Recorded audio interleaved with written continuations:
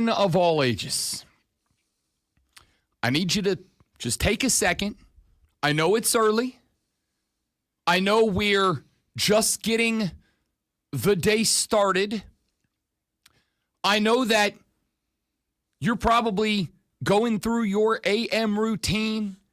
Maybe you're one of the early risers. You've already been up and run your 5K this morning.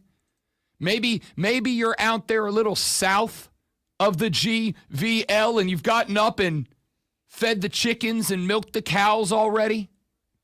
Maybe you're one of those big city business folks. You're sitting at the kitchen table reading the stock market report or whatever you read in the mornings. All right, you got your Wall Street Journal out. You're sipping your very high-end French coffee out of the tiny little coffee cup. Whatever it is that you're doing, I need you to just stop for a second. I need you to just take a seat. I need you to take one deep breath, and I need you to allow yourself to enjoy a moment of raw, unbridled happiness. Because, ladies and gentlemen, because America, finally, it is football day.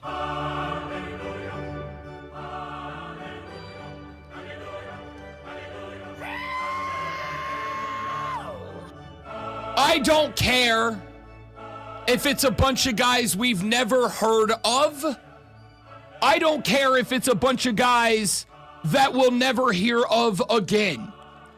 I don't care if the starters for the Lions and the Chargers play 60 seconds or 60 snaps or 60 minutes. I don't care.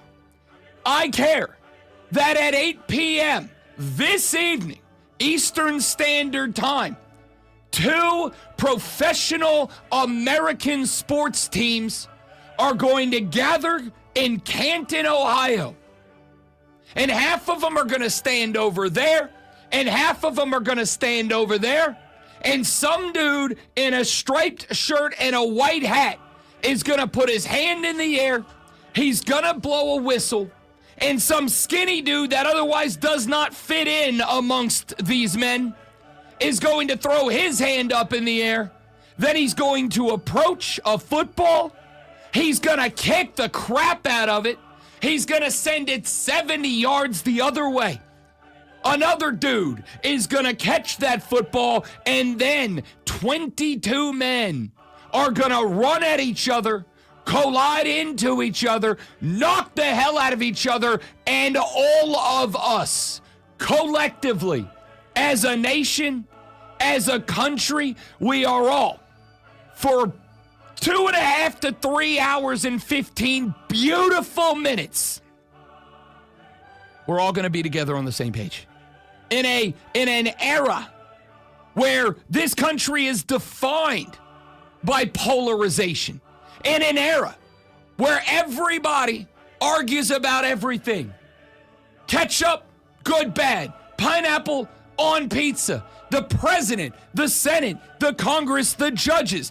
We fight about everything. But tonight, at 8 p.m. Eastern Standard Time, all of that's getting put to bed for just a few minutes. Tonight, at 8 p.m., all of that goes to the back of the brain. Tonight, at 8 p.m., we're not talking politics. We're not talking religion. We're not talking food. We're not talking drinks. We're not talking music or movies or anything else that we fight over. Tonight at 8 p.m., from the East Coast to the West, the Atlantic to the Pacific, from the Appalachian to the Rockies, and at all points in between, there is one and only one thing that matters. Football is back, baby. Okay, I feel good. Got it off the chest. All right. I apologize. I didn't mean to get preachy there. But if I was ever going to turn on this microphone, if I was ever going to risk the long-term hearing of the great one Lonzo to just shout relentlessly for 5 minutes and 45 seconds about any topic, I feel like that was a pretty good one to do it. Yeah, the only thing I disagree with you on is we're all going to watch the first quarter.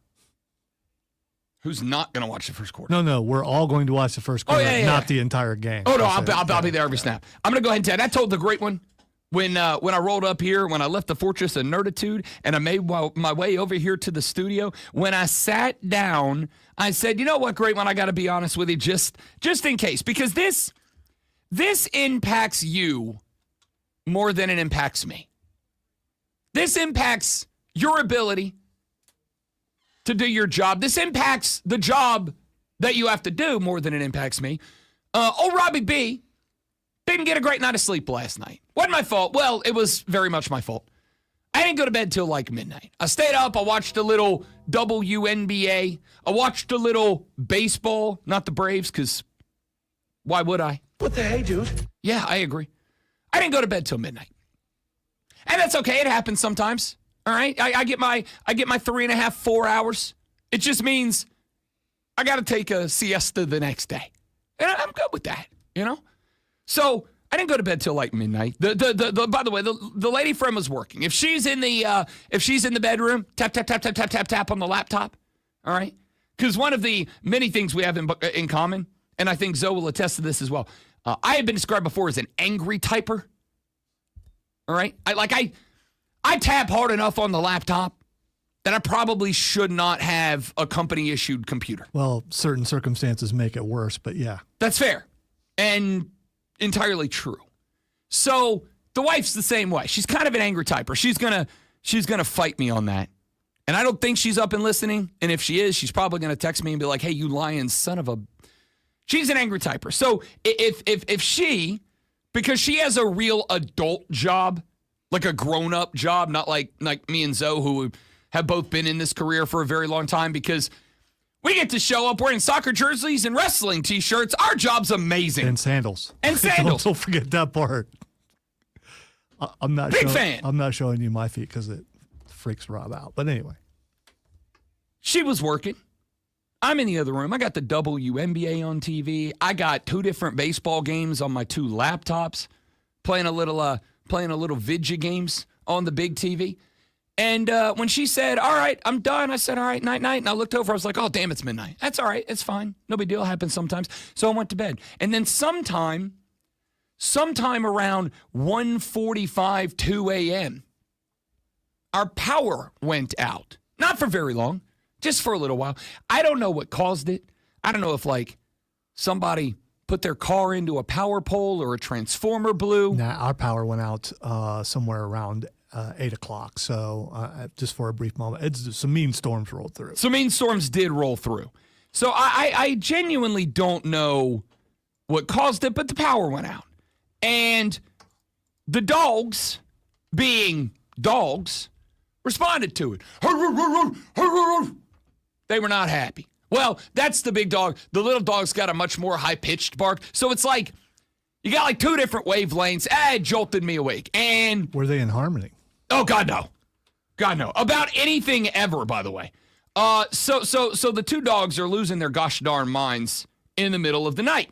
And you all have experienced that lovely little moment where you are jolted awake from deep sleep, and it's just raw, unbridled adrenaline. You know what I'm talking about.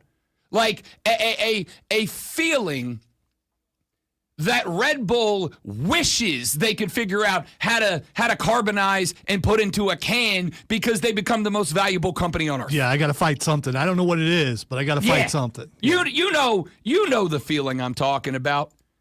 It was that kind of jolted awake. And so I wake up and it's go time. I'm up now. And it's like 2 o'clock in the morning. Well, wouldn't you know it?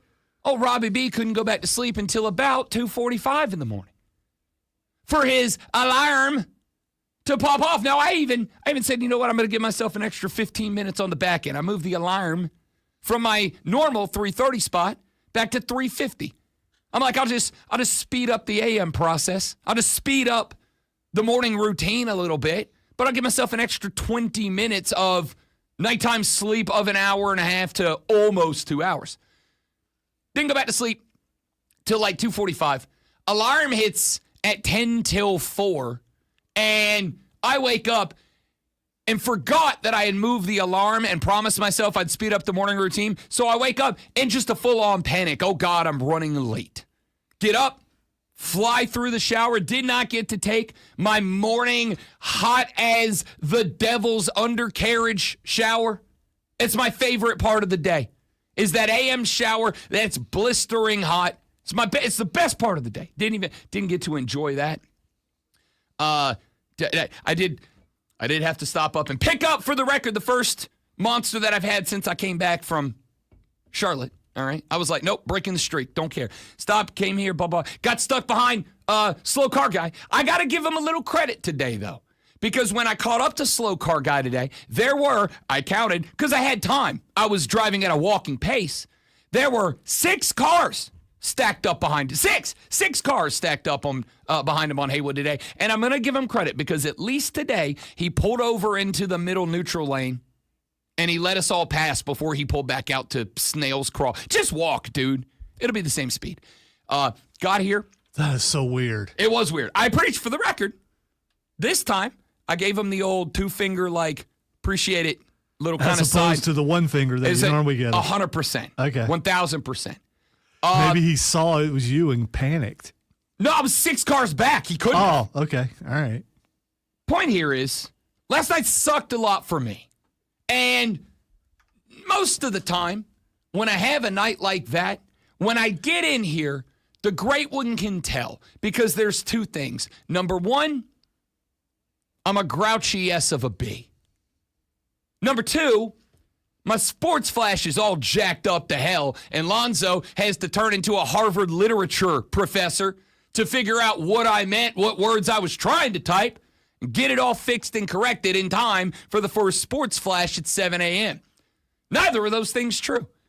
I strolled in this place today like it was the opening scene and I was the guest star on Sesame Street and I get to work with Cookie and Elmo. Just happy as a clam, man. I rolled up into this bad boy today like I hit the lottery last night. Bouncy. Saw a fat boy down in the park and I'm like, what's up, you handsome son of a you-know-what? He's like, what? You good? Like, I'm great, bud. I am fantastic. How are you? Came upstairs today. Saw like 3 people in the hallway, every one of them, including people, because they're not morning people, although we all work in the morning. There are some people that work here in the AM. They're not what we in the biz call morning people. They don't want to talk to you in the morning, which I get it. I understand. Yeah, Tara doesn't really talk to anybody, so that's also fair. But I wasn't talking about that. There's a couple of people that work in various parts of the building. Not really morning people. They're not mean, but they're just like... She walks with a purpose. It has nothing to do with being for sure. Friendly. Yeah, not her. But there's other people here in the building who work here in the AM. And for the record, I'm not a morning guy either, except today. Today I am. And I walked down the hall and I saw someone that I know isn't a morning person. That even though, as Lonzo has pointed out, it's uncomfortable for me to see someone and not greet them. I did it this morning. Lonzo walks in, didn't say anything up front because I'm trying to get better about like not needing to fill silence with noise. But even today, he walked in and after like a minute, I'm like, I can't do it. Hello. I can't help myself. I saw this person who I know is not a morning person, doesn't want to have a conversation in the AM, and as they turned the corner, I looked and I went, beautiful day, what's up? Couldn't help myself. Beautiful day, what's up? Who says that? I do. I do on this day because it's a beautiful day because, again, not 14 hours from now, ladies and gentlemen, 13 hours and 45 minutes from now, you, me, and all of you beautiful patriots across these great United States are going to sit down, click on the big screen, pop open the beverage of your choice, and we're going to watch the Lions and the Chargers get it started. We're going to watch 2 head coaches who have a lot to prove in Dan Campbell and Jim Harbaugh. We're going to watch a couple of quarterbacks who have a lot to prove, I assume, in Jared Goff and Justin Herbert. I don't think Justin Herbert's playing. Pretty sure. In Jared Goff and whoever's going to start for the Chargers. Looking it up, and I think it might be Taylor Heineke. So don't care. Give him a shot. Hey, I love Heineke. By the way, I'm talking about the player. He, I think he's amazing for at least a few plays every time he gets in a game. I don't care who it is, and let me tell you why. Actually, you know what? I'm not going to tell you why right now. We're going to take a break, and when I come back, I would like to talk to you, all of you, America, about why, if you are one of these people who has spent the last however many months or the last 16 minutes going, it's a preseason game, who cares, dummy? We're going to get to see Hendon Hooker play. Who doesn't want to see that? Actually, I really do. Yeah. I kind of really do. Young man out of Tennessee blew his ACL out, had real high hopes. I'm actually interested because he went to New England. For a hot minute there were some folks going, maybe Hendon Hooker's a dude. Maybe he's a guy. He had a lot to learn, though. Very rough QB1 around the edges when he got drafted. But a lot of people very interested, me being one of them. So when we come back, I know that there are some of you who are saying, Rob, it's preseason. Who cares? You dummy. And I know that because we just got a text on the Hub City Spartanburger text line at 844-326-3663 that says, hey, Rob Brown, it's a preseason game. Who cares, you dummy? Direct quote. So, texter, and all of you who agree with him, when we come back here in just a minute, I am, for the final time in 2025, I'm going to tell you why preseason games are actually awesome. I'm not talking about if you're a hardcore like me and we're going to be breaking down X's and O's. I might very well, depending on who starts on what side and how deep they go, we might even pop up a little film room with Rob Brown tonight. Haven't done one of those in a while because it's been the off season. We might pop up a little game film tonight, little recap, maybe pick a play we really like that works and break down into why it worked and why it was awesome. I'm talking about just from the standpoint of dudes and chicks who like football. I'm going to tell you why when we come back. If you think preseason football isn't worth the time, you're flat out, unquestionably wrong. Because you are. And I'll tell you why next. He's the great one, Lonzo. I am Rob Brown. It is going to be 4 hours of raw electricity because, y'all, football is back. And after this break, so is the Rob Brown Show here on the Fan Upstate. Nailed the segue. Well done. Amazing to have witnessed that. Would you consider that cutting a promo, the football take? I feel like I would. I feel like I consider that cutting a promo. See, the thing is, radio is basically cutting a promo every segment. But, yeah, I mean, if you wanted to know if it was more wrestling-like, I would say yes. Wrestling-like, but with like a...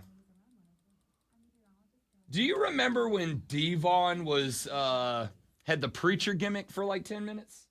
Yeah, because Batista was his deacon. He was. All right, guys. Stay right there. I get to go take the medication. BRB.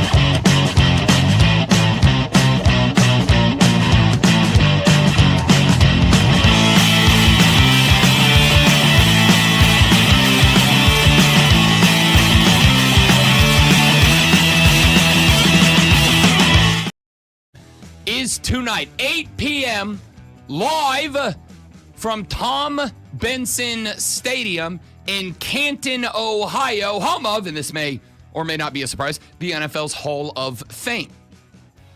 Also where Canton McKinley High School plays their football, if they still do. And I have been there for a Canton McKinley High School game. As Canton versus Massillon. And I realized I was in high school at the time that I was glad that we didn't play either Canton or Massillon because they look like a college football team. I assume if you play like in that spot in the Midwest, Cam, I'm coming to this. There's a reason that I said that. Cam Newton had a take the other day. He got asked on his podcast by his producer or somebody, what state in 2025 is producing the best and most talented football players overall.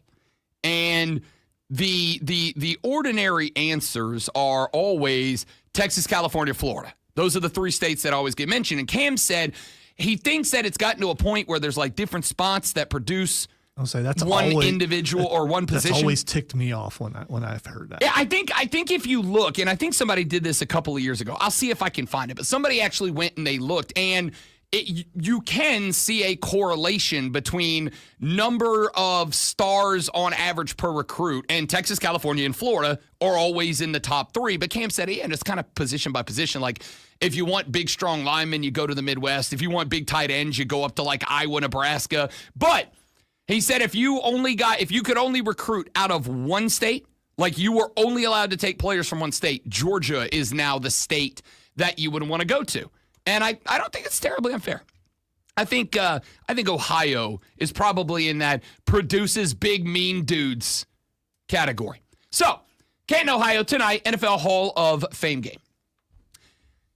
I am being very sincere when I tell you, I absolutely love, adore the NFL preseason. I am a huge fan. And I am a big fan of the NFL's preseason for two reasons. The first is, and this is the side that I think is not going to appeal to people who watch football casually. Again, not an insult. That's the overwhelming majority of people who watch football. I think the people who watch football casually, as was stated in the excellent movie, which we have to talk about later because holy crap, the numbers. Happy Gilmore 2. There's kind of this, without giving spoiler alert away, there is a part of the plot is the PGA Tour is up against this new aspiring fun league of golf that's trying to replace the PGA. And one of the hooks of that, again, not important in the movie, it's just kind of a throwaway line, but one of the people says to in the movie, acting commissioner of the PGA Tour, people watch the PGA Tour because they want to watch the best. And how many times have we said that on this show? We want to watch the best, no matter what we're talking about. Basketball, soccer, hockey, football, doesn't matter what we're talking about. We as Americans, we want to watch the best at whatever the thing is that we're talking about. And it's relatively obvious when we're not. You want to know the reason that no matter how hard they try, you can't get a spring football league off the ground? It's not because there's not good players. It's not because there's not good competition. It's because we as Americans know that these guys aren't the best. And to ask us to take time out of our very busy lives to watch a thing, we want to watch the best. So I understand that a lot of people are kind of turned off to an NFL preseason game because the guys that are playing, with the exception of a few minutes early in a game, aren't the best. Let me tell you why that's kind of irrelevant for this. Because if the number one thing that we want to watch is the best, if that's the hook, if that's the thing that gets you, I think the second thing that makes us tune into and love sports is some combination of drama or love of the game, or maybe a little bit of both. You're getting both tonight. You're getting both every NFL preseason game. There are going to be on the field tonight and on the field for every NFL preseason game for the next 4 weeks as we roll through it. Because we've got tonight, then we've got 7 days to wait until next Thursday when we have, 4 games, I think? And then we got a handful of games on Friday, and then we got a handful more on Saturday, and then we got a few on Sunday, 3 on Sunday. Every one of those games should be, I think, interesting to you. The reason why is, yes, we love to watch the best. By the way, I think the Panthers' first game is next Friday. Correct. Saints' next game, first game is the final game on Sunday of next week. Your Chiefs are Saturday, I believe, their first preseason game.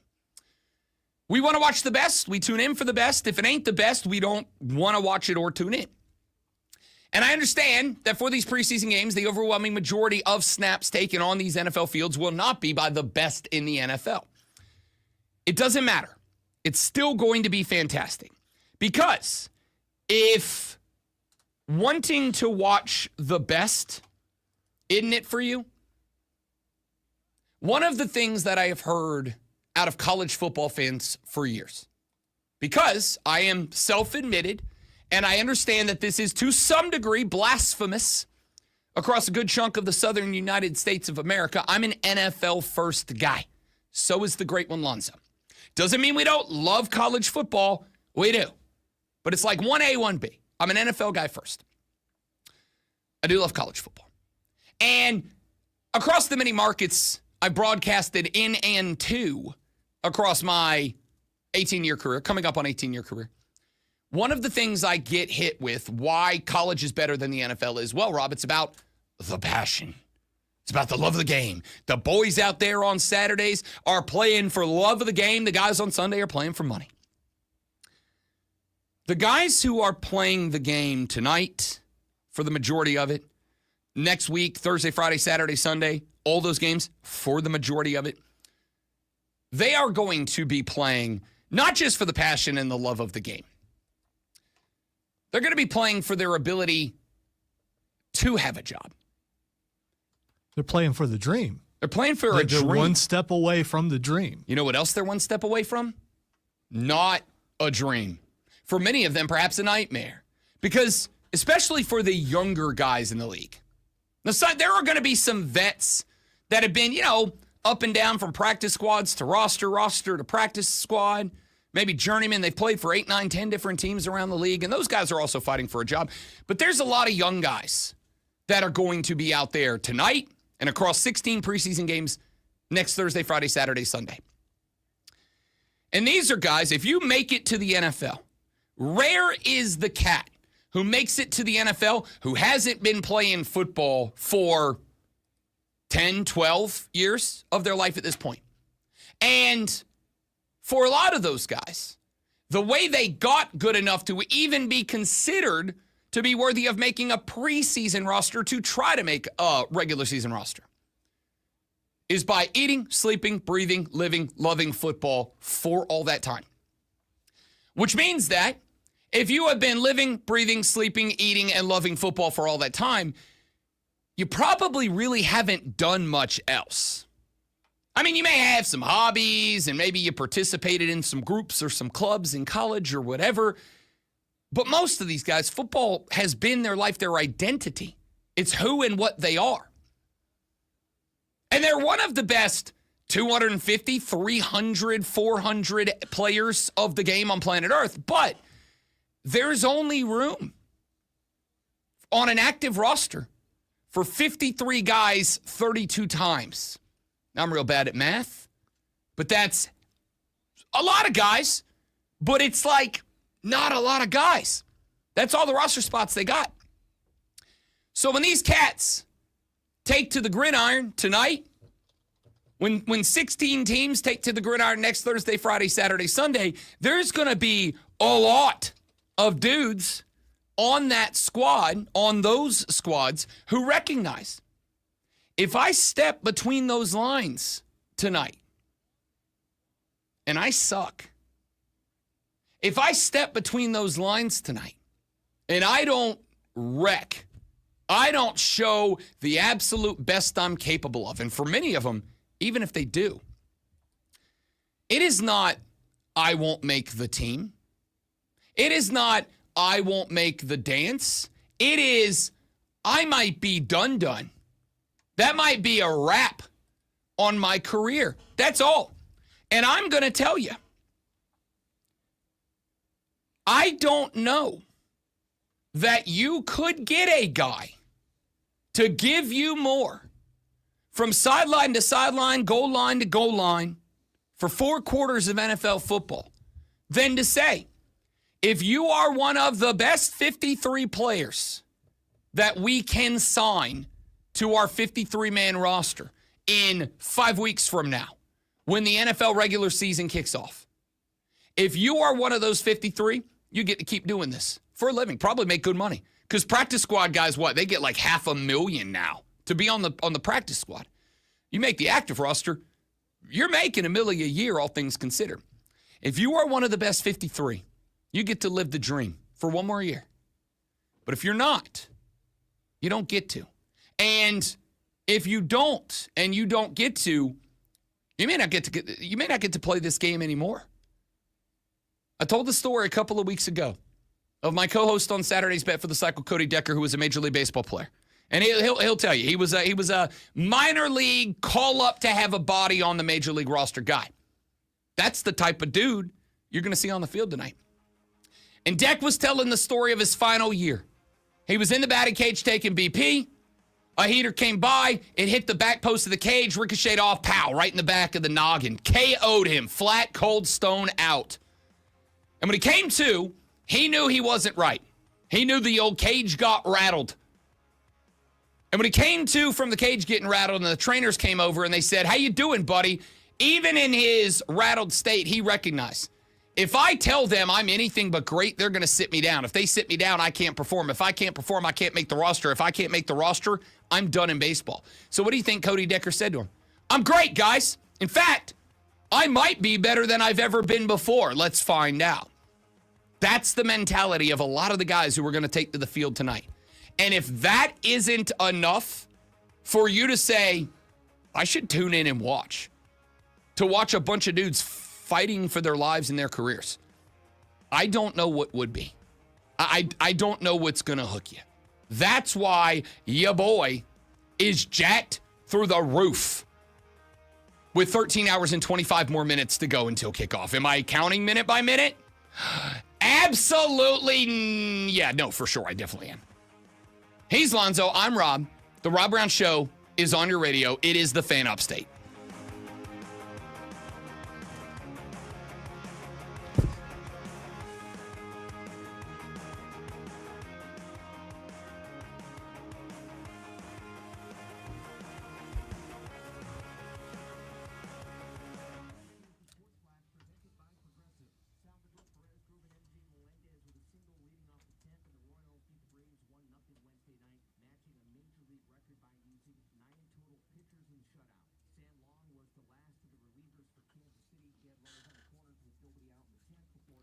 So I finished the WWE thing yesterday.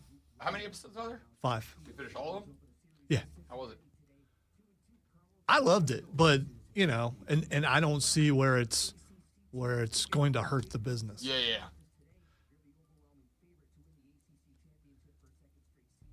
Because you know who's not going to watch it? A bunch of the people who are watching wrestling. Oh, for sure. Yeah, it's just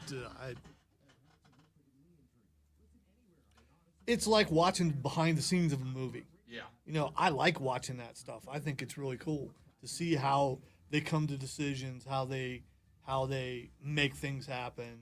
I'm the same way. And all this, the majority of the stuff I already knew anyway. So, picked up a few minor things, but it's more about behind the scenes of the wrestlers. Yeah. Because there's a ton of that. I'm watching. This is a spoiler. I don't care. Watching Bianca tell Rhea that she's making the braid a little bit harder, that it's probably going to hurt. And Rhea's like, okay. And then she's like, maybe you should make a tattoo out of the whelp that it leaves. I saw the interview I saw an interview the other day with Bianca talking about the hair whip. And the guy was like, sincere question. Did they put something in your hair to make that noise, to make it that loud? And she goes, no. She goes, the first time that I hit somebody with it, like we thought about using it as a thing, and I don't remember who she said it was. Was it Bailey? I don't remember. She said the first time I hit somebody with it, and it was a thing in an auditorium. She goes, when we heard it echo off the roof and back to the ring, I was like, damn, do I keep doing this? Because that sounded like it hurt. And then they started, he pulled up pictures of the different women that she's hit with it and like the mark that it leaves on them. She's like, yeah, I kind of feel bad, but it's really good TV. I'm like, you're not wrong. You're not wrong. I don't want to take it. Would you rather take right now? You have to take one. A Gunther chop or a Bianca hair whip? Which one are you taking? Well, because of the problems I've had the last couple of days, maybe the Gunther chop would be a bad idea, but I would rather have the Gunther chop because I think that heals quicker. I know it's a broader thing and maybe, but that's so, I mean, the stuff that I watched yesterday and they show close-ups of the aftermath, like, And as someone who had been whipped with a switch many times as a kid, that's what it reminded me of, and no thanks. One of the worst things in the world, go out and pick a switch.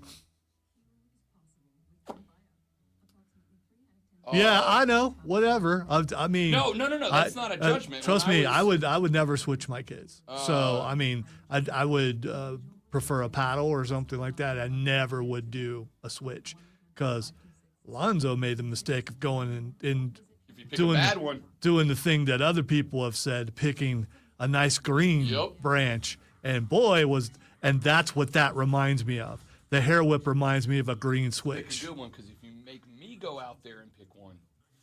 What I should have did, it was break off a sapling and go pick that up. That's what I should have did.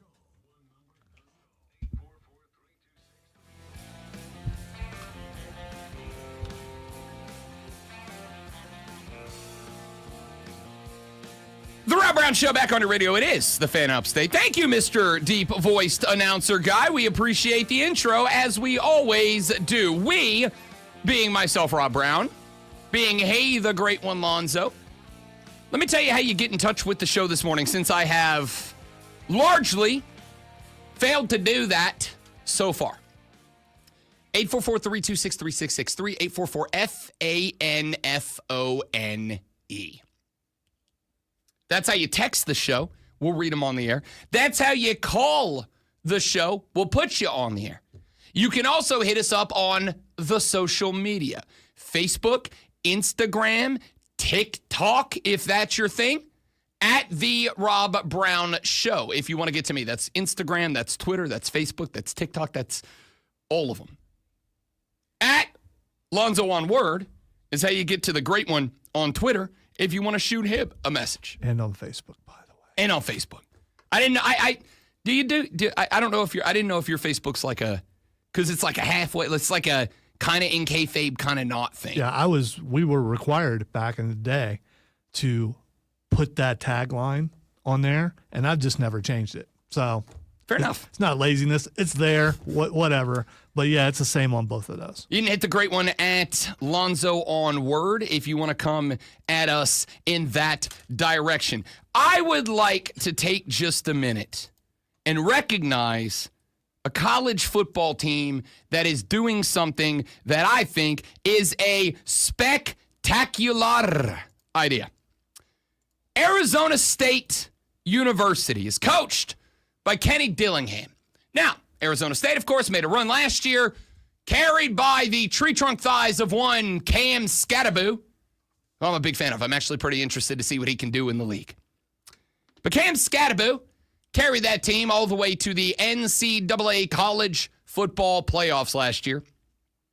And part of the reason he was able to do so is because, and I do believe this is true, said it last year, said it again this year, And this is the reason I have selected Arizona State to win the Big 12 this year. I think there's some competition. No Cam Scatterbo. I think the gap closed a little bit. We'll find out.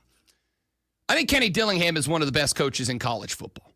And one of the reasons that I think Kenny Dillingham is one of the best coaches in college football is I think this dude gets it. It, in this case, being one of the things that I think in 2025 is probably a requirement to be a successful head coach. And that is the ability to communicate with the bubble of your school. I am talking about communicate with kids coming out of high school about what your program is, what your culture is, and how they're going to fit into it. I think the ability to communicate to kids on the team about why it is that they should stay or maybe they shouldn't stay. It's the ability to communicate with coaches, but there is always one group of people that I think a lot of coaches understand they need to talk to, but maybe don't, or in a lot of cases, can't. And that's the fans. That's the people who would give you money so that your program can thrive and get to the point that you're showing up in college football playoffs and getting more money so that you can thrive more and show up in more college football playoffs and follow along, more money. I think the ability to communicate with the fans and do so in their language. And you know what I mean? Like every fan base has their language that they speak. It's unique to that culture, to that school. Well, we all know that the Arizona State Sun Devils take great pride in being one of the top party schools in America. It's a thing for them. They love it. And hell yeah, why wouldn't you, man? Like that's a recruiting pitch for a lot of kids, students, and players. You come here, we're going to give you a great education, but you're also going to have the time to party, all right? It's known, and for some kids, that's what they're looking for. How many of your friends in high school decided to go to the party college? Well, I was a couple of hours from Tallahassee, Florida, and I know the answer's not zero. Okay, because I had a bunch of guys, oh, you got to come here. It's like, this is the party school. It's like, dude, why would I go there? Yeah. Again, it's not for everybody, but I also say that if every school is successful in having its own culture, by definition of the word culture, it's not going to be for everybody, which is why I've also said the most important thing I think a lot of colleges can do is understand what their culture is and lean into that. Brent Key at Georgia Tech during ACC Media Days last week, he said something that I actually meant to get to. I actually think I brought it up very briefly, but he said one of the things that he is most proud of right now at Georgia Tech is, do you know what they've decided to do with their football program? To heavy lean into science and technology helping out football. They're going to the engineers at Georgia Tech and going, it is a tech school. It's a tech school. It kind of makes sense. He's going to the engineers and the scientists at Georgia Tech, and he's going, help us be a better football team. He said he believes that Georgia Tech has used science and engineering more than any other school in America to make the football team better. And I'm going to tell you right now, this is going to be fun because I'm going to tell you coming up here in a few minutes, the ACC media poll came out, the results last night. Georgia Tech is ranked ahead of Louisville to win the conference this year. You know what it'll never do? It'll never help them beat this. Maybe not. The old You're going to get this. meow and cow offense. There it is. There we go. I'll commit it to memory eventually. Now, why do I bring up this conversation with Kenny Dillingham at the lead? Because yesterday, 2 days ago, Kenny D got in front of a microphone. And he said something that I think is super interesting. He said something that I am fascinated with and I'm going to follow. And he said something that it's not going to click to everybody. You know who it will click for? Fans of a perennial top 5 school known for the party. No, I did it right. Why did it not play? I did it right. I set it up. Let me change The it lead back. in was excellent. I know. And you can also like cover, but I mean, you could do that. No, because I said, and it's this, and then it didn't play. Hang on, I'm bringing up my other thing that allows me to play sound. So right now, I'm trying to help you cover. No, I know. Listen, I'm a big fan of own it. I'm a big fan of accountability. I thought I had everything set up. Clearly, I screwed the pooch. So let me try that again. Fingers crossed this works from Kenny Dillingham. Absolutely huge. You know, one thing, I don't know if people know this, but we're in the process of trying to build an indoor facility. That's our big project. We want to get it fundraised here in the next 5 months to get a shovel in the ground here in the next 6 months. So it's here in 2 years from today, which is the goal. We want to move it over by the football field. We want to use that indoor facility for tailgating in the future. So we have an indoor tailgating location for fans to come and make it an awesome tailgate experience, like the 16th hole of the Waste Management Open. We want to create the 16th hole of the Waste Management Open, or as close as we can to it, in our indoor facility by our stadium here. And we just got to fundraise enough money to do it. So it's good for us. It'll be good for our football team. It'll be good for the fans if we can get it done. Permanent structure. That's over by our facility, so we don't have to travel, to be more efficient with our time. And then one that can be used on game days, like I said, for an awesome tailgating experience. That way people don't have to be out there in the scorching heat. What the hell are you talking about, nerd? He just said that they want to build a $5 million football practice facility indoors, so they've got their spot because it's Arizona, it's very hot. But on game days, he wants to turn that open to the Arizona State Sun Devil fans and allow them to come in and tailgate and do funnels and shotgun, yada, yada, yada. I thought we were still talking about Georgia Tech, and I was just picturing a bunch of drunked up nerds and wondering what that would be like. That's all. Arizona State. That's the not nerds. Okay, my bad. Opposite of nerds. Opposite of nerds. I love this so much.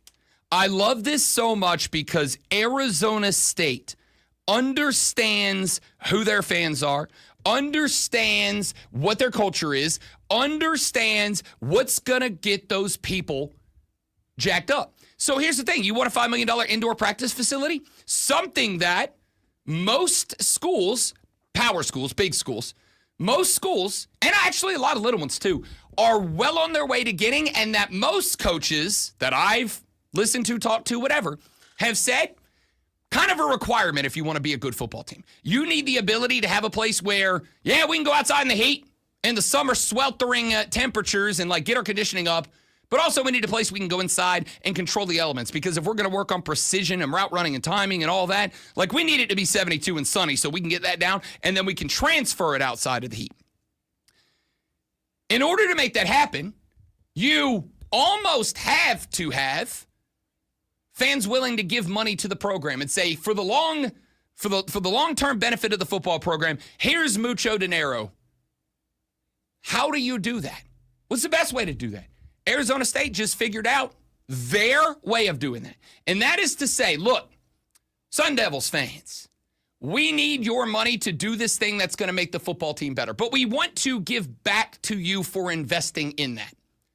So on Saturdays, that indoor practice facility, we're going to turn it into your tailgating spot. We're going to let you come in. Now, I don't know what that looks like. I had a picture in my head of what if, because I've been in Clemson's indoor facility a few times, what if that was next to the stadium? And what if on game day Saturdays, they rolled up the side, it was like a big garage door. I don't know why this is what I pictured. Big garage door. They rolled up the field, and inside the practice field, they had a bunch of big squares painted off in the ground. And you, if you donated to this facility, you got 1 or 4 or 8 or 12 games, whatever, a year that you had a dedicated tailgating spot in the facility. And if I'm Arizona State and they build this thing next to the stadium, which it sounds like he wanted to, you know what I'm doing? You know how a lot of schools do like their walk at like they do the Gamecock walk in Columbia, where the football team goes from the facility and they walk into Willie B, but they allow the fans to like line the runway and they walk and high five and take pictures and all that.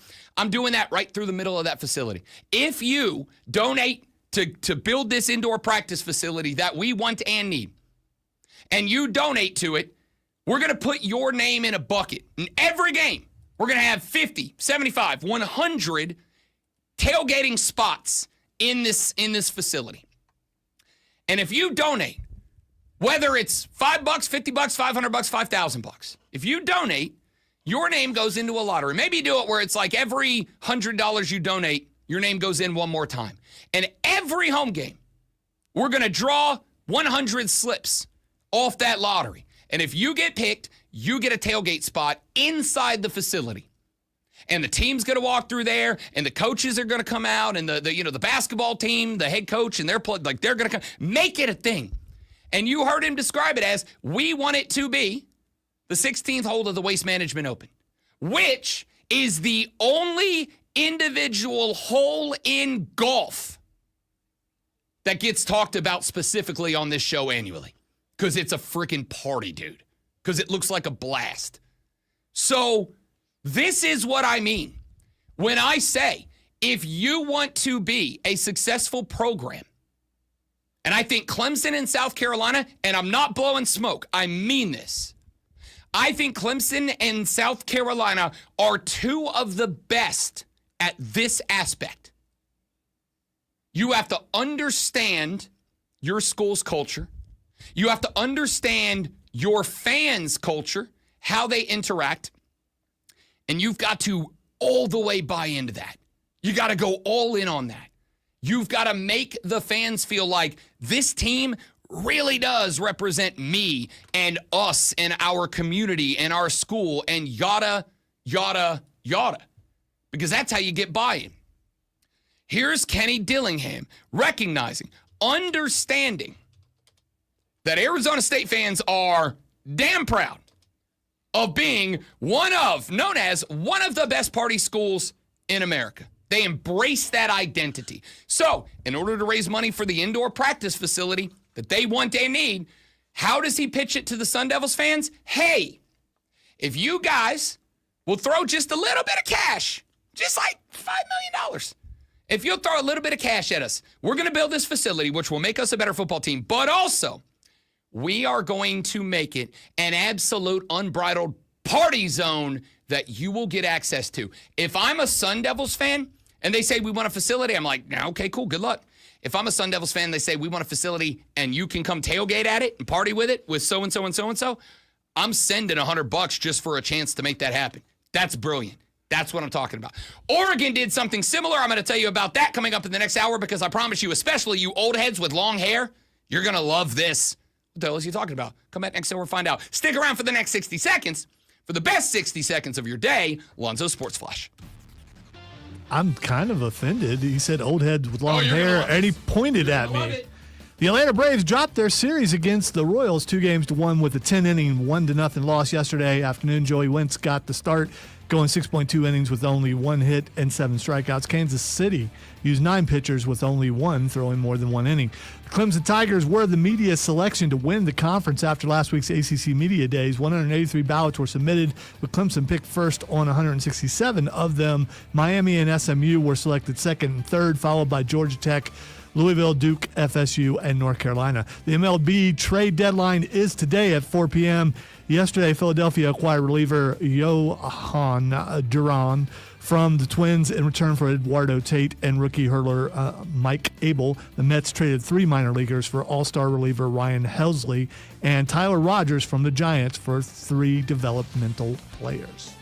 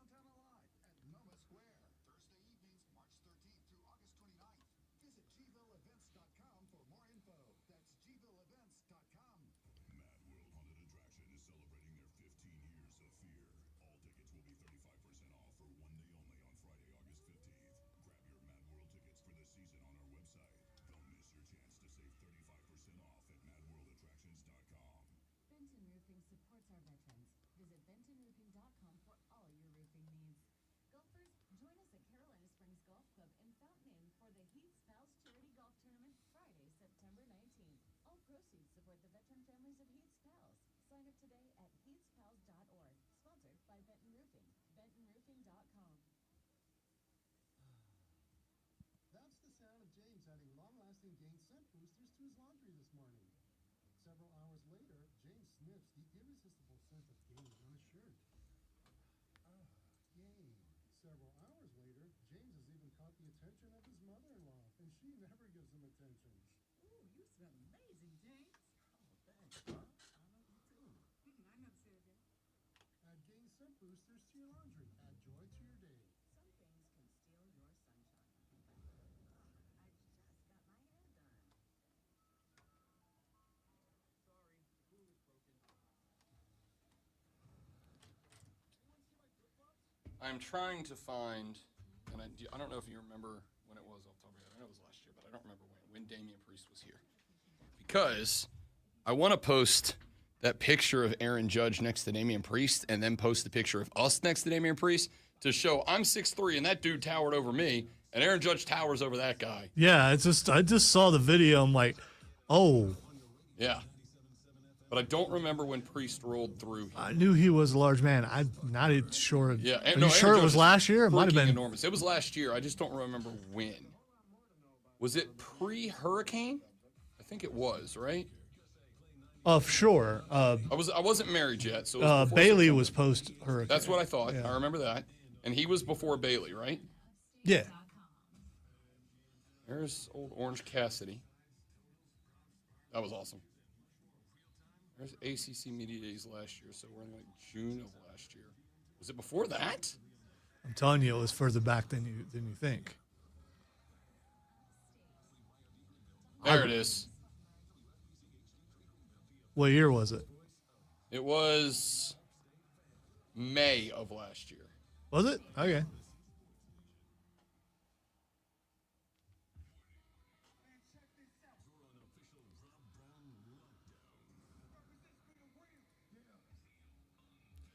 But I knew Judge was big, but after looking He's at a that, it's like, monster. oh my god, He's a monster.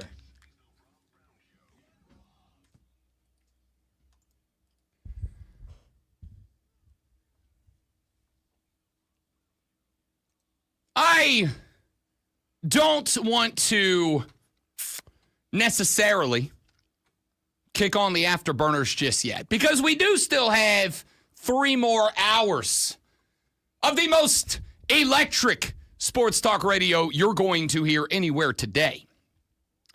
I don't want to burn up all the gas on lap 4 of a 500 miler. But it's kind of difficult not to today because this football offseason, as Lonzo pointed out accurately earlier this week, this football season has both gone by in the blink of an eye and also taken 200 years. I don't know how those two feelings are simultaneous, but they are.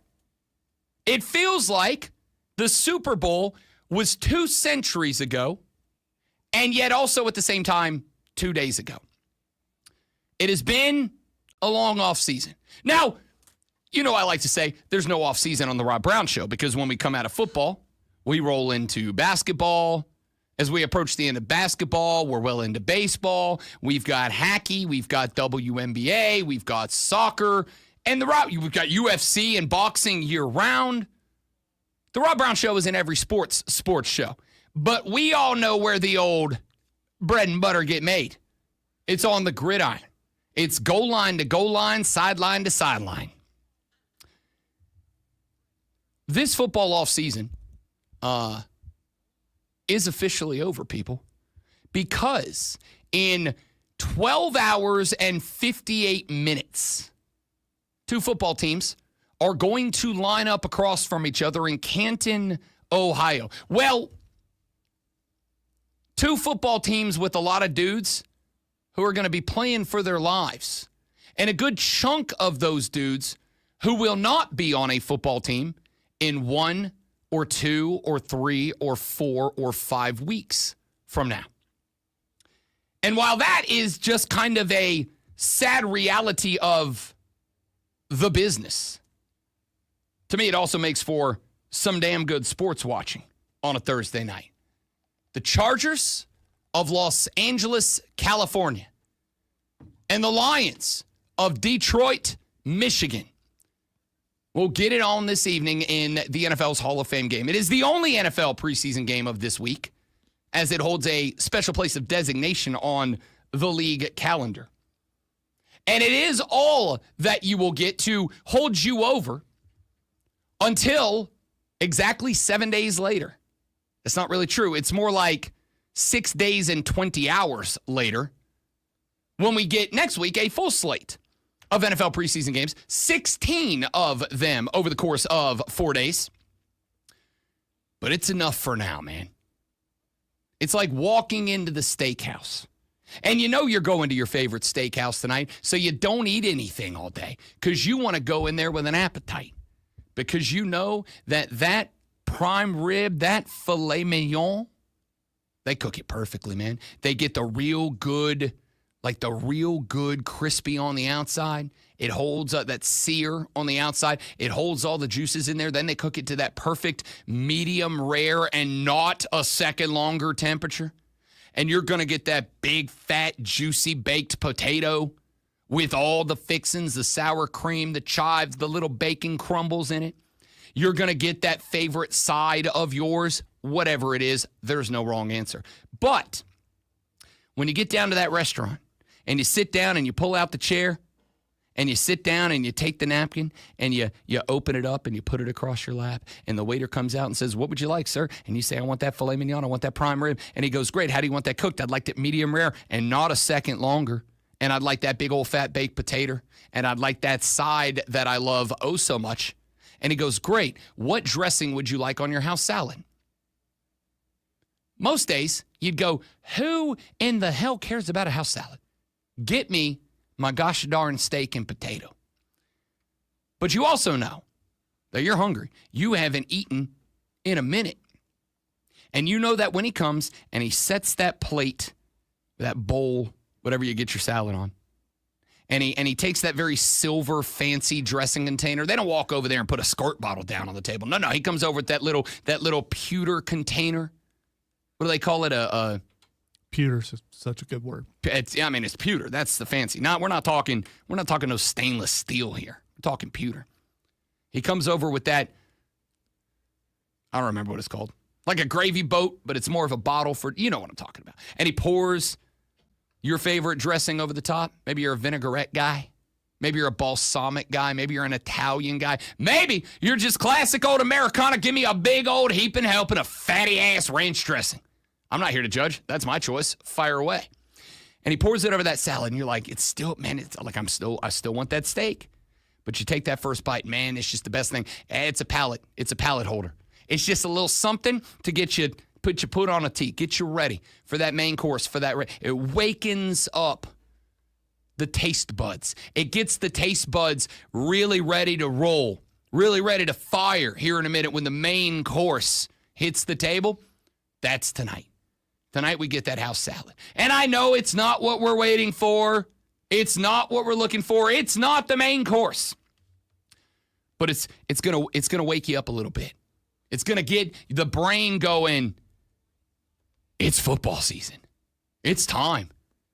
Put the ball on the tee, tighten up the boots, snap the chin strap, buckle down the shoulder pads, blow the whistle, kick the ball.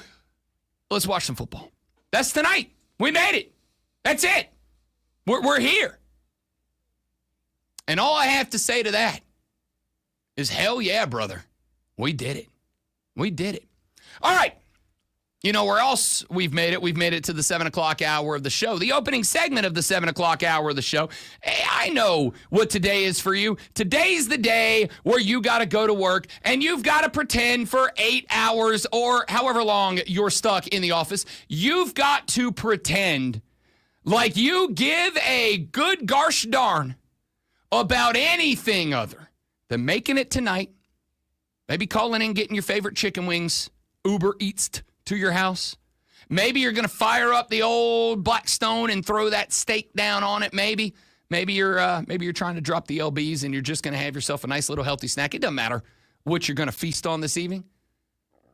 You got to pretend like you care about anything other than making it to 8 o'clock tonight and watching a little football with Rob Brown and the great Malonzo and the rest of your fellow Americans. The problem is you do have to go to the office for those 8 hours. And if you got to go to that office for those 8 hours, I know what you're going to do. You're going to distract yourself with everything you can to kill a little bit of time to get you in and out at 5 p.m. so you can go home and get set up for that 8 kick, which means a large portion of those 8 hours are going to be spent talking sports. And if that's the case, my dudes and dudettes, you need this. Are you ready for the playbook of the peculiar, the almanac of the absurd, and the encyclopedia of the extraordinary? Well, you better be, because we're diving headfirst into the 3 top stories that will have your coworkers saying, Screw you guys, I'm going home. before they take their first bathroom break.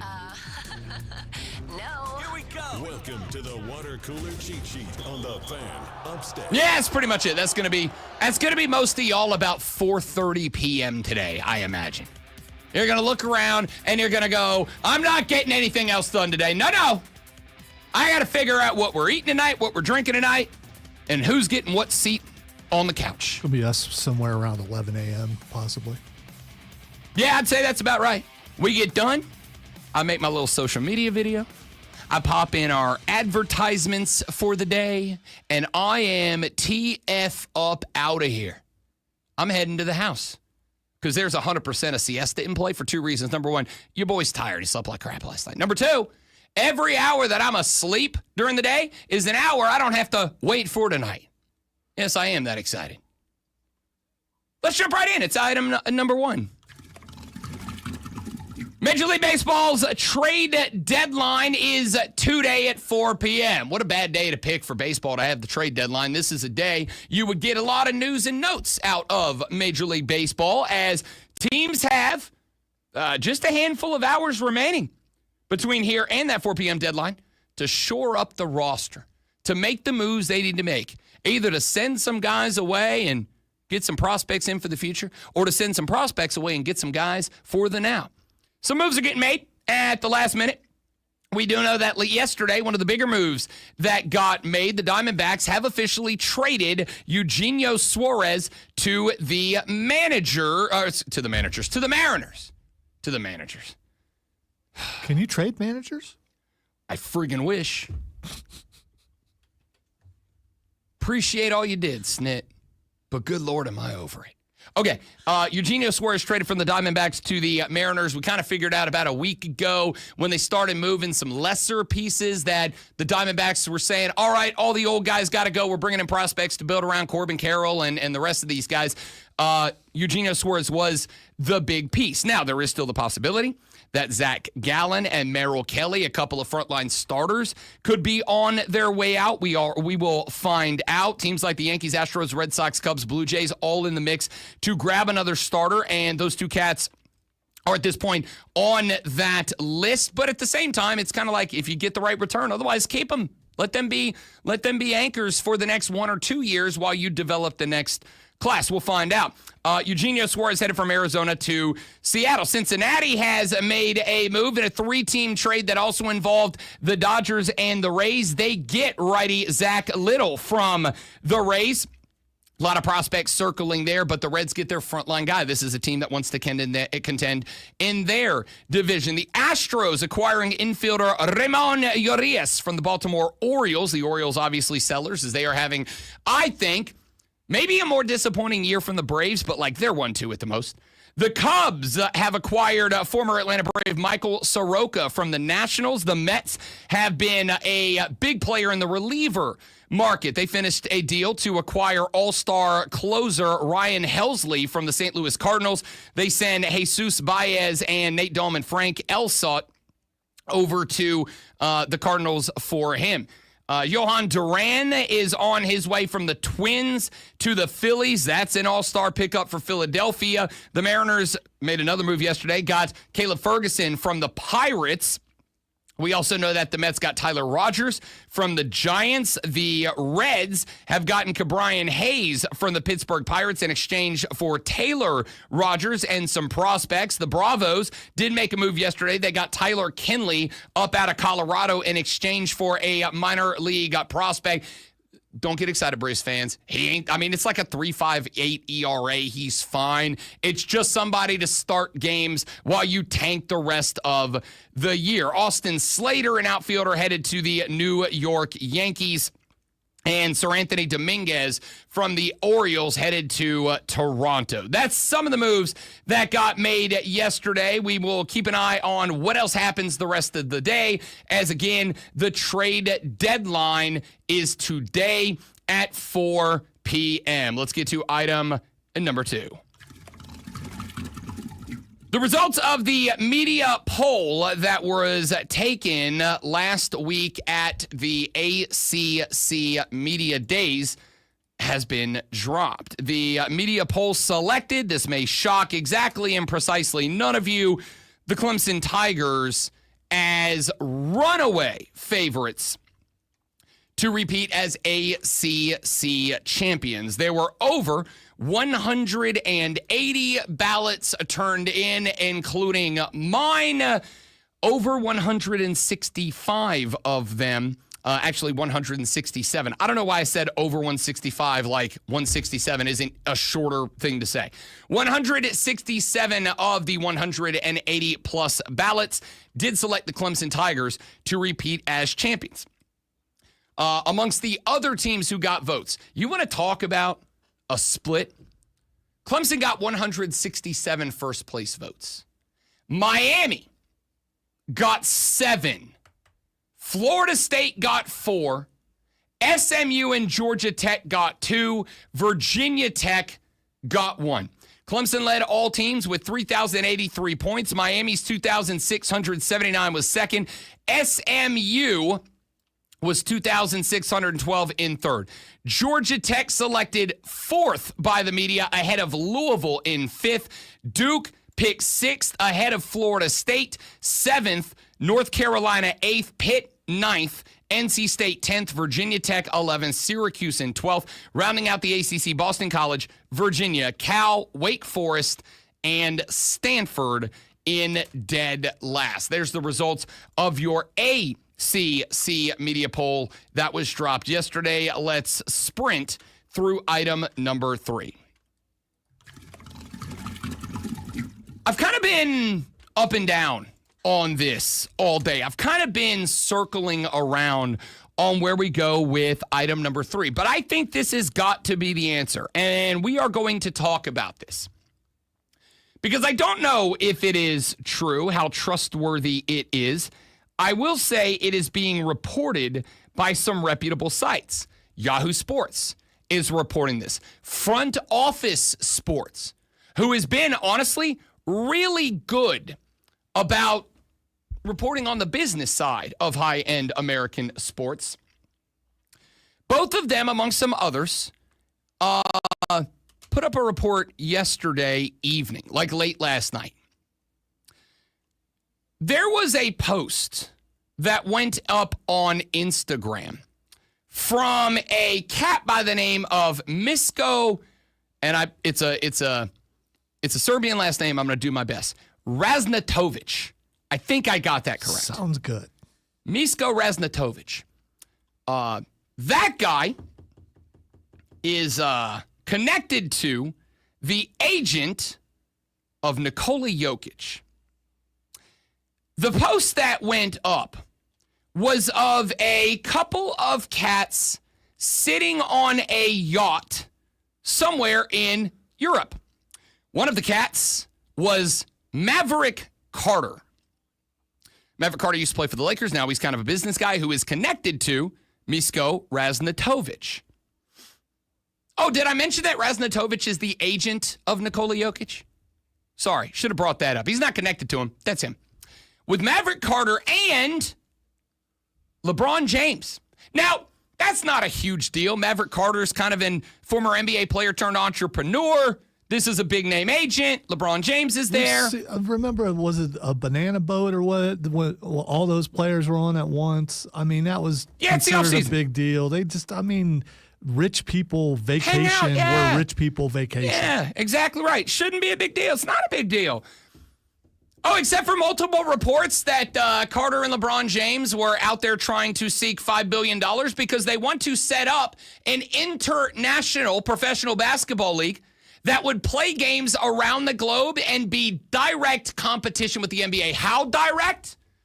According to reports, and again, this is the point of the story.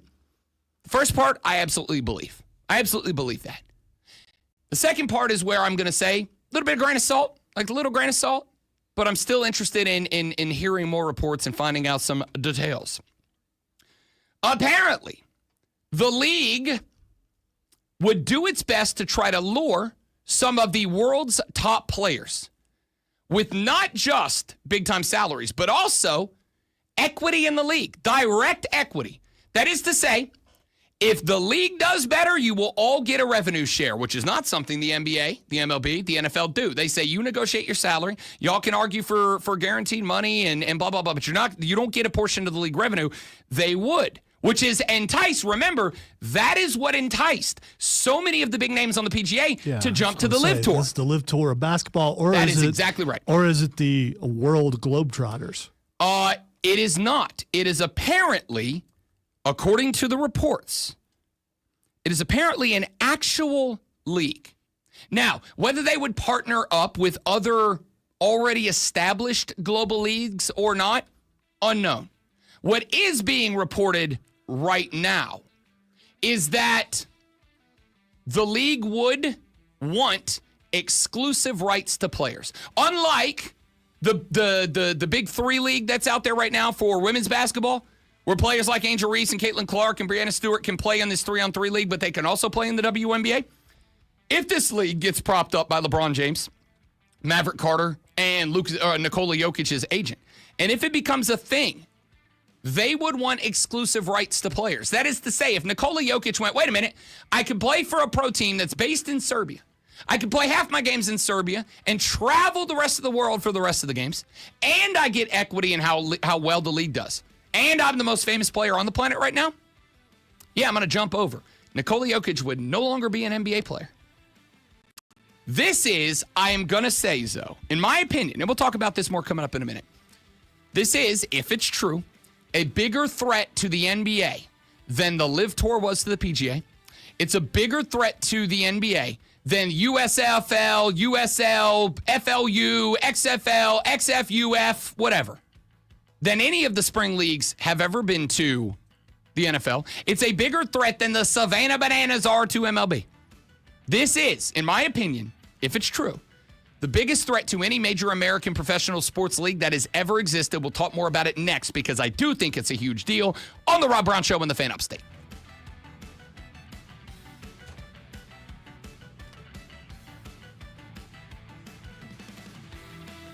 Suited up. I like it. That's a sports saying. Fraying, which is a phrase and a saying combined. Incredible job, Rob. The boss writes good life.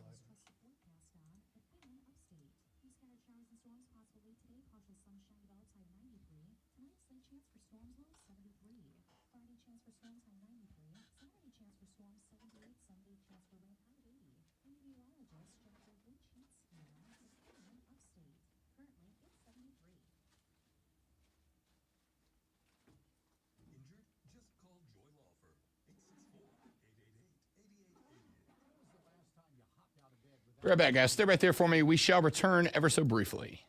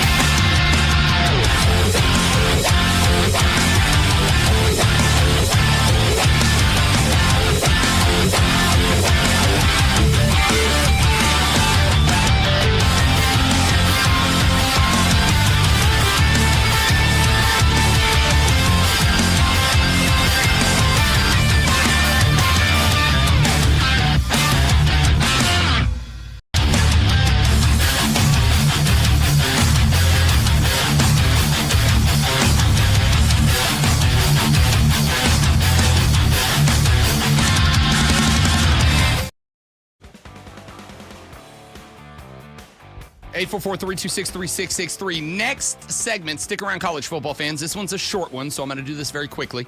And we'll talk about the ACC media poll dropping yesterday when we come back in the next segment of the show. But I want to get back very briefly to this LeBron James thing for just a minute. An Instagram post went up that contained LeBron James and Misko Raznatovic. I think I got that right. Who is the agent for Nikola Jokic. It's a picture of LeBron, his business partner, Maverick Carter, and Raznatovic all vacationing together, I believe in Europe. In fact, I know it is. It's in Saint-Tropez, France. All hanging out on I don't know if it's I'm assuming it's a yacht. They're out on the water. It's a boat, but it's big and it's got a lot of space. So I'm going to assume it's a boat. A yacht, sorry. There's a difference. You know it's a yacht when you look at it and you go, damn, that's a yacht. Looks like a yacht. So Checks out. there was a lot of speculation after this Instagram posted on Saturday. And obviously, the initial discussion was, well, if Bron's hanging out with Nikola Jokic's agent, does this mean that Nikola Jokic might leave Denver to go to LA to be the big man there and play alongside Luka and Bron? Or the other way around?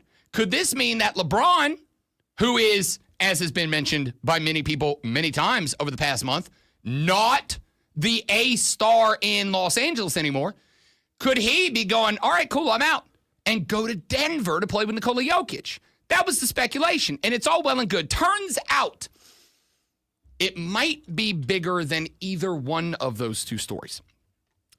Reports from Front Office Sports and Yahoo Sports has followed along with this. And let's be clear, this might all be garbage.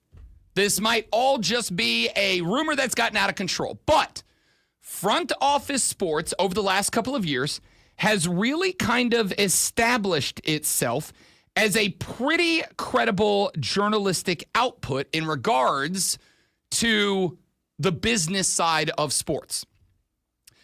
Front Office Sports reported that the group is discussing a new international basketball league being spearheaded by Maverick Carter and backed by LeBron James. Bloomberg reported back in January that Carter was advising a group of investors seeking to raise $5 billion for an international league they believe could rival the NBA. Now, that story didn't really grow legs at the time. I do remember bringing it up ever so briefly on the show, but it didn't really grow legs. And it didn't grow legs because for the response from most people was, who the hell is Maverick Carter and why should I care? Well, turns out Maverick Carter is the business partner in a lot of outfits of LeBron James. Even that, a few months ago, did not really register because it's not going to register until we know LeBron's in on it. They're business partners on a lot of projects, but not every project that they're involved in. Now we know LeBron apparently is involved. Per the Financial Times, investors in the league who have already either committed or expressed verbal interest in it are the Singaporean government, a Macau casino operator, and the Saudi Arabian Sovereign Wealth Fund.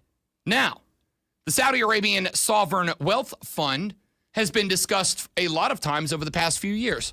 Why? Because the Saudi Arabian Sovereign Wealth Fund has invested billions, with a B, into a number of sports over the years. In soccer, they have propped up a Saudi Arabian league that has been sniping some of the best players on planet Earth away from Bundesliga, Premier League, La Liga, Serie A, the biggest soccer leagues on the planet. Cristiano Ronaldo has spent the last couple of years playing in the Saudi Arabian League. Why? Because the Saudi Wealth Fund has invested and given them the money to pay guys like Ronaldo. The Saudi Arabian Sovereign Wealth Fund is the backer of the Live Tour, an outfit that has threatened the PGA to the point that the PGA is now trying to strike some sort of deal / compromise with them to end the competition. The Saudi Arabian Wealth Fund is the reason that the WWE is not just running pay-per-views, premium live events in Riyadh, Saudi Arabia.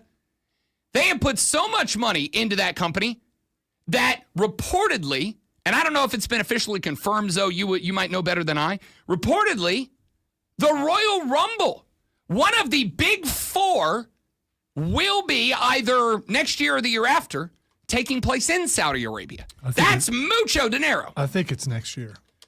So the amount of money that they have put on the table has backed the Live Tour to a point that they've threatened the PGA Tour. It is next year. Yeah. Yeah. They have backed the PGA into a corner to a point that the PGA has had to negotiate. They have backed the Saudi Arabian Soccer League into a spot where they're getting some of the biggest names on planet Earth in the footballing world.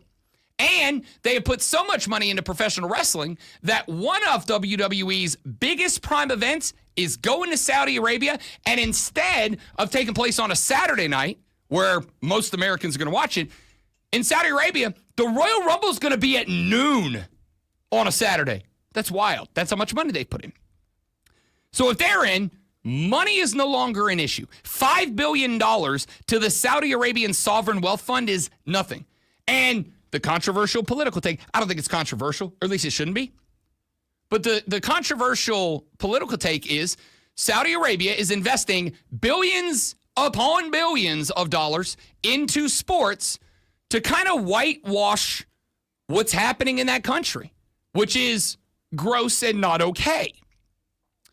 And to some degree, it has worked. So, LeBron is apparently, reportedly, in on this. And the concept of the league would be that, to start, there would be 6 men's teams and 6 women's teams that would tour across 8 host cities around the world. Where it gets interesting is that this league would reportedly not just pay basketball players salaries that are comparable to the NBA, but it would give them a benefit that the NBA does not. That is equity in the new league. The equity portion meaning that if you sign up and if you play, as this league grows financially, you will get a portion of its increased revenue year after year, which means that if they get a bunch of guys who are like second-tier NBA guys, like good players, maybe not great, maybe not top-line players, and the league just makes a little bit of money, those guys all get a little bit of money. But if the biggest names in basketball were to move over, if Nikola Jokic played in this league, I mean, just think about the European players. If Luka Doncic moved over and played in this league, think about some of the biggest American players, because they'll likely have at least one team in the United States. What if LeBron played in this league, even at 41, 42, 43 years old? Gonna sell 1 million tickets. Gonna get international fame. If that league was to start showing revenue splits that increase year after year, so would the amount of bonus money those players would get. Which means that if I'm a big-time NBA player and I go, I'm gonna get a comparable salary to the NBA, plus I get X percent, 1%, 2% of increased revenue year after year out of this league. And I know that if I can talk Anthony Edwards into joining the league, an international star, Steph Curry, I'm not saying these guys would. I'm just using them as hypotheticals. If I can talk those guys into joining the league, what happens? That league becomes more noticeable. It gets more money. The revenue goes up. I get more money. Now, all of a sudden, not only are the players busting it to make as much money for the league as they can because they get a portion, but they start recruiting other NBA players to come over because they would get more money.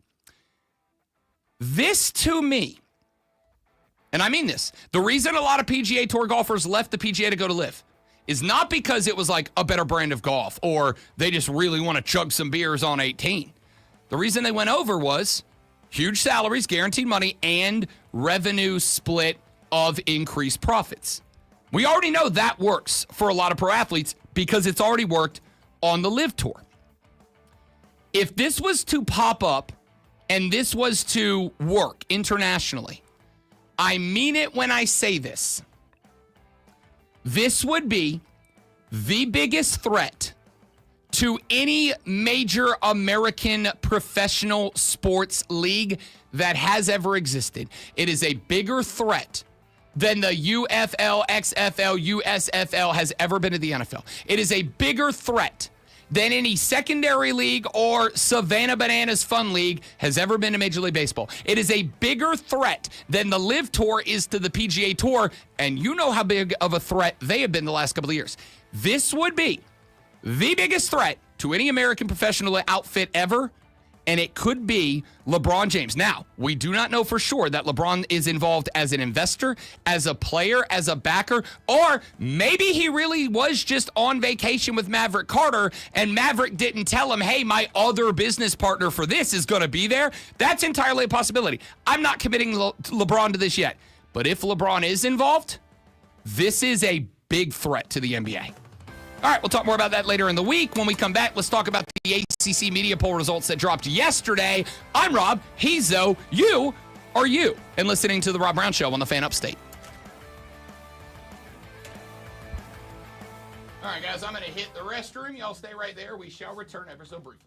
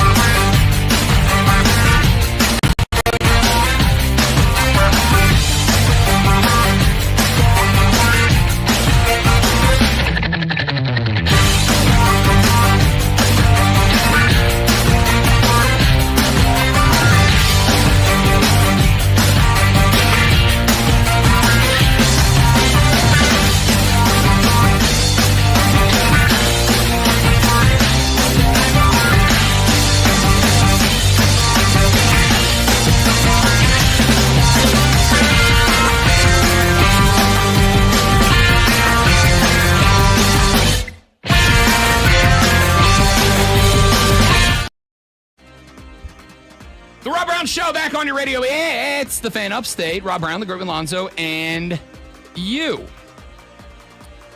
The ACC at its media days last week asked myself and everybody else that was there to fill out their preseason ballot, in which we were asked to select our ACC Players of the Year, well, not Players of the Year, but, all ACC media team. And the one thing that I think most of you care about the most, our ACC projected order of finish. I went this way. I went Clemson 1, SMU 2, Miami 3, Louisville 4, Georgia Tech 5. That's my top 5, and honestly, probably all most of you care about. Here is the way the media at large filled it out. Now, there were over 180 ballots filled out. I believe there were 184 ballots that were submitted. Clemson, far and away, the pick to win the ACC. The reason I tell you the overall number is to keep in mind that, like with any survey, you are obviously going to have people who cast dumb votes. And they're going to cast dumb votes for a bunch of reasons. Some of them are going to cast dumb votes so that they can get attention after it's over. They can go, well, I voted Virginia Tech first. And they can get a bunch of attention from people who rage into their rage bait. You are going to have some people that cover certain teams. And whether they have arrived at the conclusion because they fully bought into their team's propaganda extravaganza, and go, no, seriously, I really do think Virginia Tech can win the ACC. I really do think that Florida State, coming off a 2-10 year, can win this conference. What they do get to do is to go back home after media days and to tell their audience, hey, guys, I voted for us because I love your team, and I'm here to defend your team. Now, I've told you before, my entire philosophy is, was, has been, will remain since I got here and well before. I shall neither kiss the ass of your team nor kick them in it. I am going to give you every day my honest opinion and take on your team. I'm never gonna your bootay in order to hold your attention. If having an honest, neutral, middle-of-the-road opinion on your football team isn't what you're looking for, if you're just looking for somebody to tell you how super-duper awesome, amazing your team is all the time, I'm not your guy, and this ain't your station. If you're a Clemson guy, there's another station in town that does that. If you're a South Carolina fan, there's a station in Columbia that you can tune into, I'm sure, some way on the internet and hear that. That's not what I'm here for. I'm here to give you an honest, neutral, middle-of-the-road opinion on your team. My honest opinion, neutral, middle-of-the-road thought is Clemson is clearly the best team in the ACC.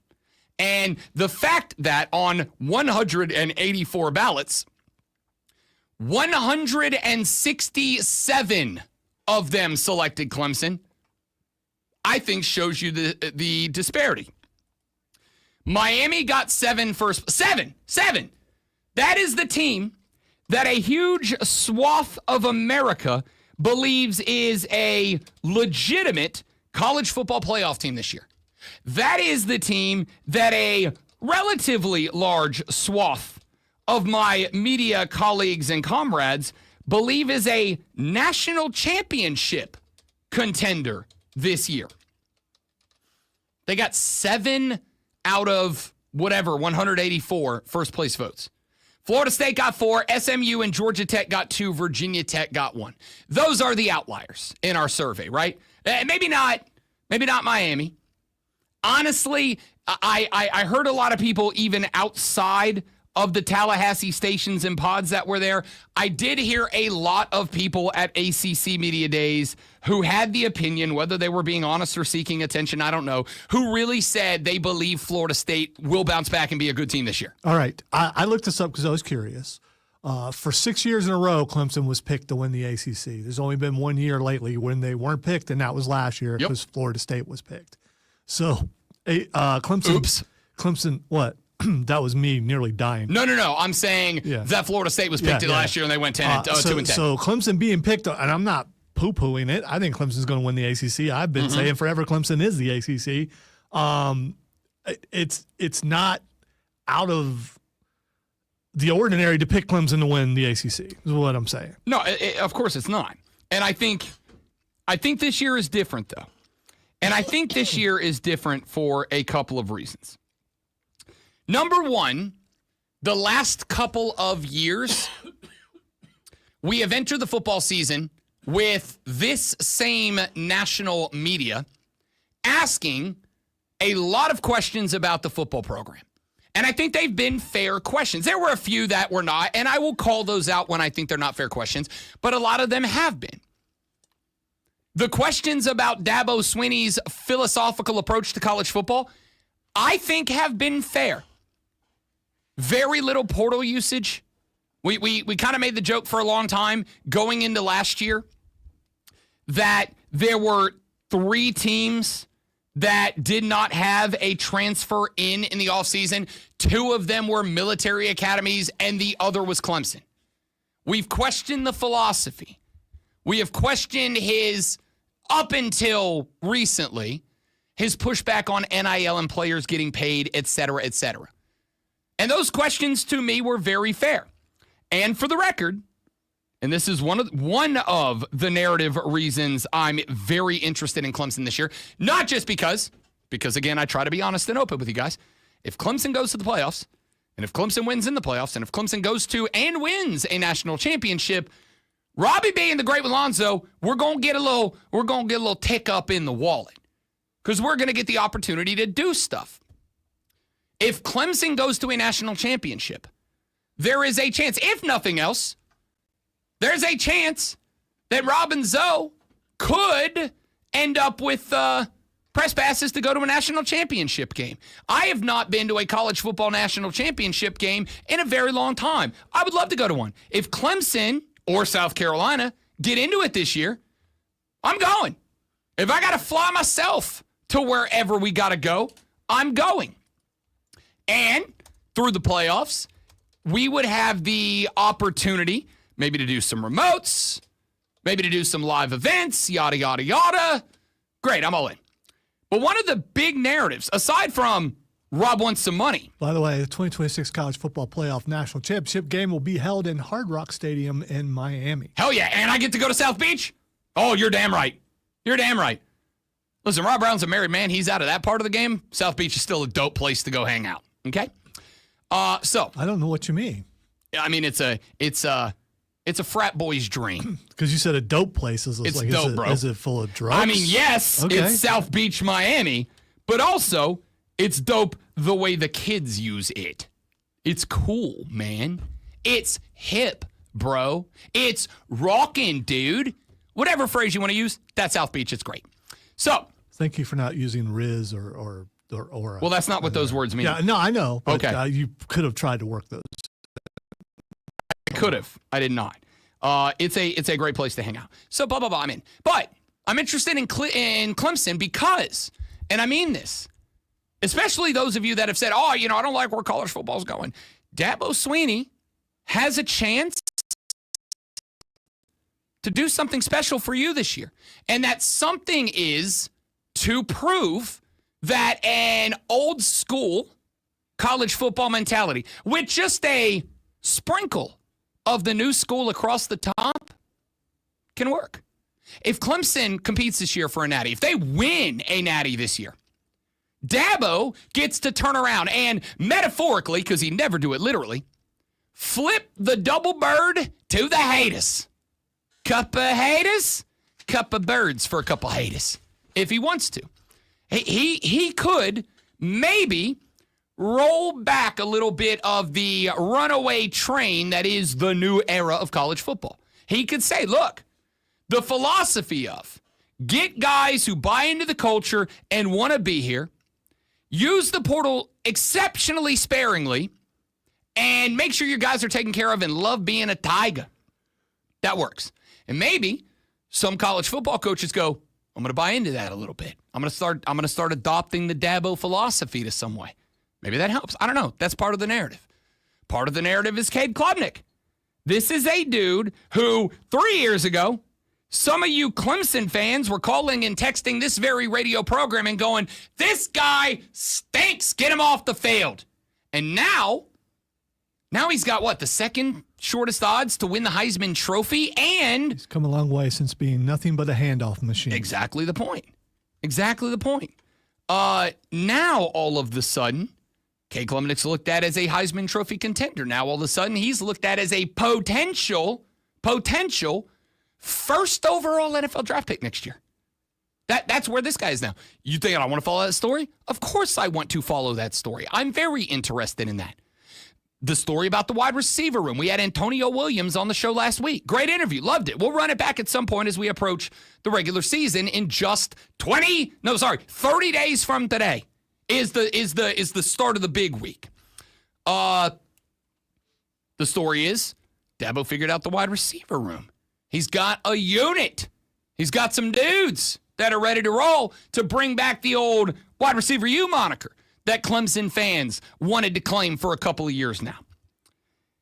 This year is different because this year, when I was over there in Charlotte, North Carolina,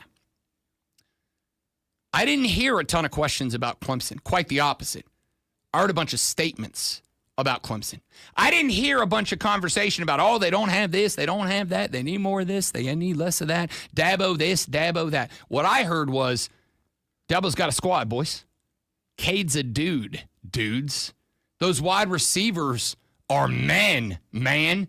I heard a lot of statements, and I heard very few questions. I'm not saying there were none.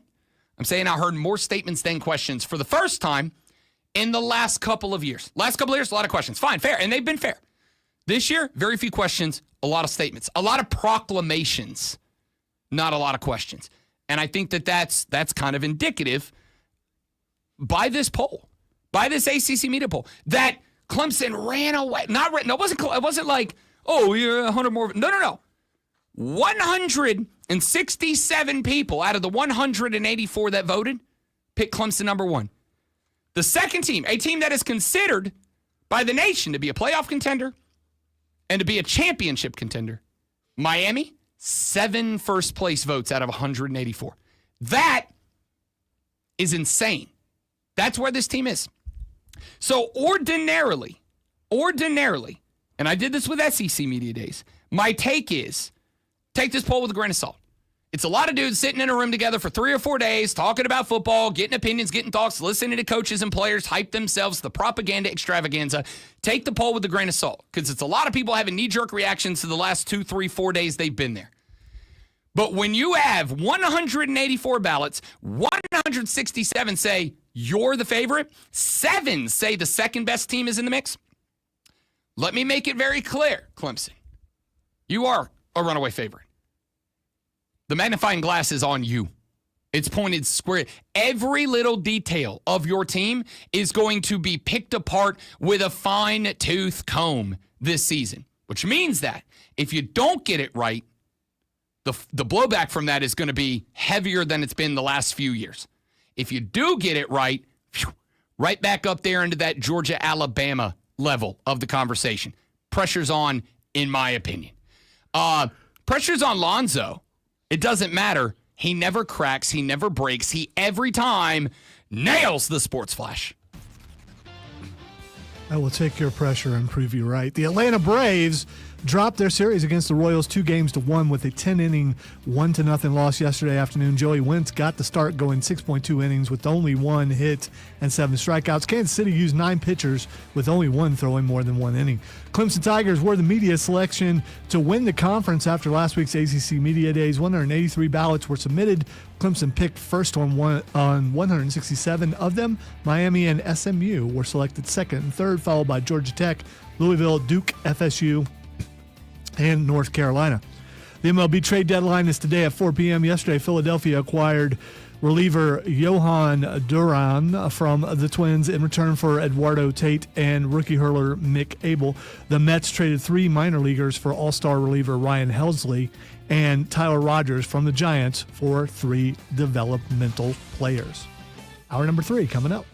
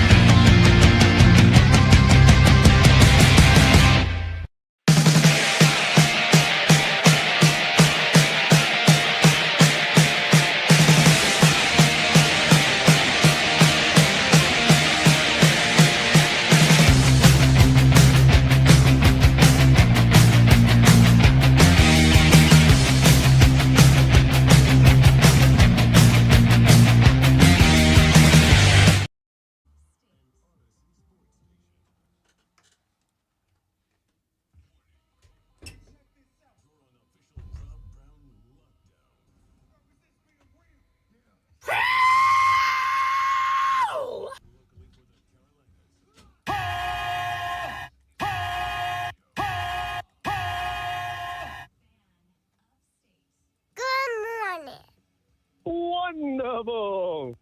Can you dig it? Pal. Buddy! Welcome back. The Rob Brown Show is on your radio. It is the Fan Upstate. Rob Brown, the Great Alonzo, and you. The 8 o'clock hour is upon us, people. We have a lot that we have been talking about, but I want you included on the radio show. Here's how you make that happen before I come to the live stream comments, before I come to the text line comments, and should you wish to be on the show, call in before I come to our phone calls. They always go first. If you call, you will get on the air. First and foremost, let me tell you how to do that. The phone number to both call and text is 844-326-3663. The Hub City Spartanburger text line, 844-326-3663. That is the same number that you will call to get on the radio program this AM. You can tweet me or Facebook me or YouTube me or Instagram me or TikTok me. You can do anything you want to me at The Rob Brown Show. At The Rob Brown Show, because I am a branding and marketing genius. You can Instagram or tweet or Facebook Lonzo at Lonzo on Word. Go find him, subscribe to him, and you can get to everybody up in here at The Fan Upstate if you'd like to get at us in that direction.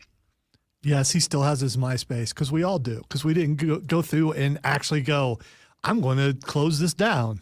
There's an old adage that is really meant to make you think about how life works sometimes. There's an old adage of as a parent, there is a day where you pick up your child for the last time, but you don't know what time that is. And you will get years down the road and you realize that time has passed. You don't mean pick up from school. You mean like pick up physically pick up your child. Okay. There is some point where as a parent, you pick up your child and you're not thinking about it, but that just becomes the last time that's ever happened. I kind of feel like that's MySpace. Like there was a last time that we logged into MySpace. Those of us that are old enough to have had a MySpace. There was or Angel Fire, if you really want to take it to back in the day. There was a last time that we logged into MySpace and then logged out of MySpace and did not realize that was the last time we were ever going to log into MySpace. Mine is probably out there somewhere, and I'm relatively sure if I took the time to go find it, it would just be filled with nothing but pure, unbridled Rob Brown High School cringe. I guarantee it. I guarantee you there's some longing post with songs from some terrible, cheesy 90s song where I was lamenting the fact that my first high school crush, the head cheerleader, picked a handsome, rich dude on the basketball team to go to prom with instead of me. I guarantee you that's out there. I hope it never surfaces. Yeah, I just looked up Rob Brown on MySpace and they wanted me to sign up. So I'm Exactly. sure it's there somewhere, though. I could keep it at 100. I have zero idea what my login credentials for MySpace Yeah, what are. name did you use? I have zero idea. It was probably some, thing that you thought was really cool. If it was Too high school. hot for you, 69XX. Who the hell knows? That sounds pretty accurate. Yeah, who the hell knows? I'm not typing that in, though. Probably for the best. Probably for the best. Okay, so let's. Where the hell was I going before we got a MySpace reference there? I had a thing I was getting It's to. all your fault, Mark. Yeah, Mark. With a C? God, Mark. And not that one, as far as we know. Oh, text line. Texts and live stream comments. That's where I was going. I was going to you, listeners of The Rob Brown Show, Armada members of The Rob Brown Show. 844-326-3663. That's the number to get in touch with the program. Text or call. Let's get to some stuff. Texter, Hurricane Jeff. Hurricane Jeff text the show. Daggum Hurricane Jeff. Says, quote, if I was a betting man, I would probably put some coin on both Miami and Florida State with more confidence on Miami to win the ACC. I think Clemson is good. I just believe that they're being overhyped. I think the returning offensive lineman at Miami may have, and Carson Beck is probably going to be one of the top performing quarterbacks in the country, likely a Heisman candidate, and I do believe the defense is going to be much improved as well, and I think that is the sticking point for the Hurricanes from past years. Miami and Clemson in the ACC championship with Miami coming out on top. That's my hot take. First off, Jeff, I don't really think it's super hot of a take. I don't think that's like a white hot take. I think there's a lot of people. I would say this. If that poll was done nationally and not just with people that are covering specific teams from the conference, I think if that team was done or if that poll was done nationally, the gap between Clemson and Miami would be a lot closer. I do think that there are more questions about Miami than there are about Clemson. I think it is fair to have questions about Carson Beck. Now, Carson Beck leaves Georgia with a career record of 24-3. That's pretty solid for Georgia out of the SEC. But I have asked the question, and Hurricane Jeff, if you would care to answer it, have at it. If Carson Beck is really that guy, and for the record, there were a lot of people outside of folks covering Miami at ACC Media Days who are absolutely convinced that Carson Beck is that guy.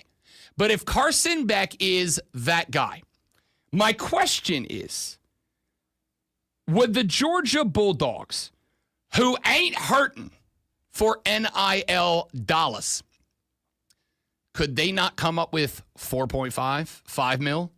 Or, and somebody said this to me the other day, and I think it's a fair response, because I have asked the question a lot of times. If Carson Beck truly is a national championship caliber quarterback, could Georgia not have come up with $5 million and say, look, we know you want to move down there because your girlfriend is hot, blonde, and famous. And South Beach is a wonderful place to be. But Athens is pretty dope too. And we can up it by $1 million. But the response I got, and I think it was a fair one, was, somebody's got to cap the market. Somebody's got to put the cap on the market. Somebody's got to say it's not worth going above that. Even for a guy who is a Heisman contender, $5 million in NIL. Because even though NIL incoming money is technically limitless, you can have as many NIL deals as you have people willing to pay them. The reality is it's not limitless. There is a maximum amount of NIL dollars that people are willing to put into your school. And if you steer $5 million of that to your quarterback instead of $4 million, that is $1 million that you don't have to shore up other positions on your program. Positions that you might be able to get 5-star guys on a $250,000 NIL contract, or 4-star guys on a $100,000 NIL contract. So somebody's got to cap the market. And I had last week somebody say to me, that doesn't feel like Georgia didn't believe Carson Beck was a national championship caliber quarterback. That feels like maybe Georgia was going, we've lost some dudes the last couple of years. And we gotta stock the cabinet back up. So we kind of need that $1 million to go to other places. And we're capped at $4 million. We're not willing to do that. So the market cap for quarterbacks, which this offseason, it capped at $4 million for a year or two. That's what Carson Beck got. So maybe that's it. Maybe it's a combination of market cap and Kirby Smart, when they were behind closed doors, if they were, debating if they wanted to steer $5 million of NIL money to Carson Beck. Maybe Kirby Smart sat in a room full of dudes whose job that is, and he went, guys, I know Carson Beck's good. I know he's 24-3. I know he led us to an SEC championship game last year, and I know that had he been healthy, maybe we win the Natty last year. But Gunnar Stockton is the real deal. I see this kid. He can play. He's the dude. He's the real guy. Honest conversation. Maybe that's the case. I don't know. The point here is, I think it is fair, respectfully, Hurricane Jeff, to say there are questions about Carson Beck. I also think it is fair of you to say those aren't good questions. The dude's going to be a dude. I think that's very fair. Joey texts the show. He said, Rob, let's test that non-biased, honest, middle-of-the-road opinion. Give me the lowdown on the Dallas Cowboys. LOL. Here's the lowdown on the Dallas Cowboys in a quick response to a text format. The response is this. I think the Dallas Cowboys are a good football team. I think as rosters go, they're probably, to me, in the upper second tier of on-paper rosters. I think the Dallas Cowboys have the weapons that they need, honestly, to win the NFC East. I do. I think they've got the defense that can remove Saquon Barkley, put it all on Jalen Hurts. I think Jalen Hurts would take a step back if he was asked to be the star and not a star next to Saquon Barkley. I think you've got all the talent to create a sophomore slump for Jane Daniels, and you all know how I feel about him. And also the Giants exist. I think you're good enough to get there. What I also think is, and I mean this, it's not a hot take, I put the failure on Jerry Jones. I really do. Because, not just because the moves are questionable, but because of the, I believe, mentality he instills in the football team by the way that he manages. I played you the clip earlier this week of Micah Parsons. A reporter straight up asked him to his face, hey man, where are you at mentally with this extension thing? Because Jerry Jones has said, hard time paying him because he could get hurt. And then he said a handful of days later, well, he is out here making $20 million guaranteed to watch practice. Effectively saying, without saying, and I'm putting words in Jerry's mouth just so we're clear, but effectively saying, maybe shut up and quit complaining, best defensive football player on our team. I got to think that the anti-Howie Roseman, who has made it very clear in a clip that we played earlier this week, that his mentality is, if I think a dude deserves to get paid, I'm going to pay him as quickly and as much as I can because that makes those guys want to be here, want to stay here. That's how they've kept that defense together as long as they've kept it together. By rewarding guys that have rewarded them for rewarding them. You got the anti-Jerry. And if you're a Cowboy and you know that if you go out there, stones to the wall, and give everything you got, and you earn and play the best year of your career, Jerry might go, that's cool, though, but, you might get hurt next year, so we're not going to extend you. At some point, workers, employees, and I know because I've been here before many times, at some point, you go, I'm never going to get rewarded for hard work. I'm never going to get a raise or a promotion. I'm never going to get this or that. So I'm going to show up and I'm going to do the bare minimum. I think you just got duped into talking about the Cowboys at the same time that Cowboys was being talked about on TV. Dude, the Cowboys are being talked about on TV for 17 out of every 60 minutes. And I'm not talking on average. I'm talking out of literally every hour. It's fair. So there you go. I hope that was a fair, neutral, middle-of-the-road response there, Joey. Texter says, quote, Cade Klubnik still stinks. People just like blowing smoke. He'll be a bust like Trevor. All right, couple. I'll respond to this as if it is a good faith text. Number one. It's okay if that person actually feels that way. Oh, for sure. For sure. I'm going to address it as if they do. Because I do know we do have some troll listeners. And I also know we have some listeners who are very honest and have opinion. I'll respond to it as if it is real because it is 100% acceptable to feel that way. Now, here's a couple of thoughts. That text goes on.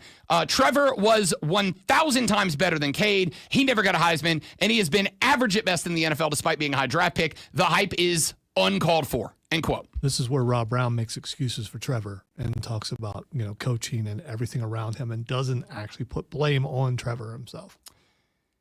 If Lonzo was co-hosting and executive producing a radio show, and I walked in here while he was... I'm just Rob's producer. And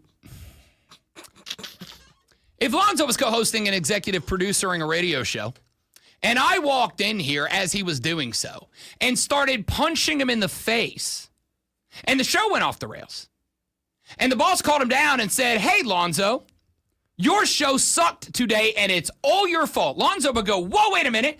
I was being actively punched in the face while it was happening. And he went, no, buddy, you're overhyped and you choked today. By the way, if the boss was, Rob was punching, okay, if it was Fat Boy's big old huge fist hitting you in the face, I got it. But it's just Rob hitting you in the face.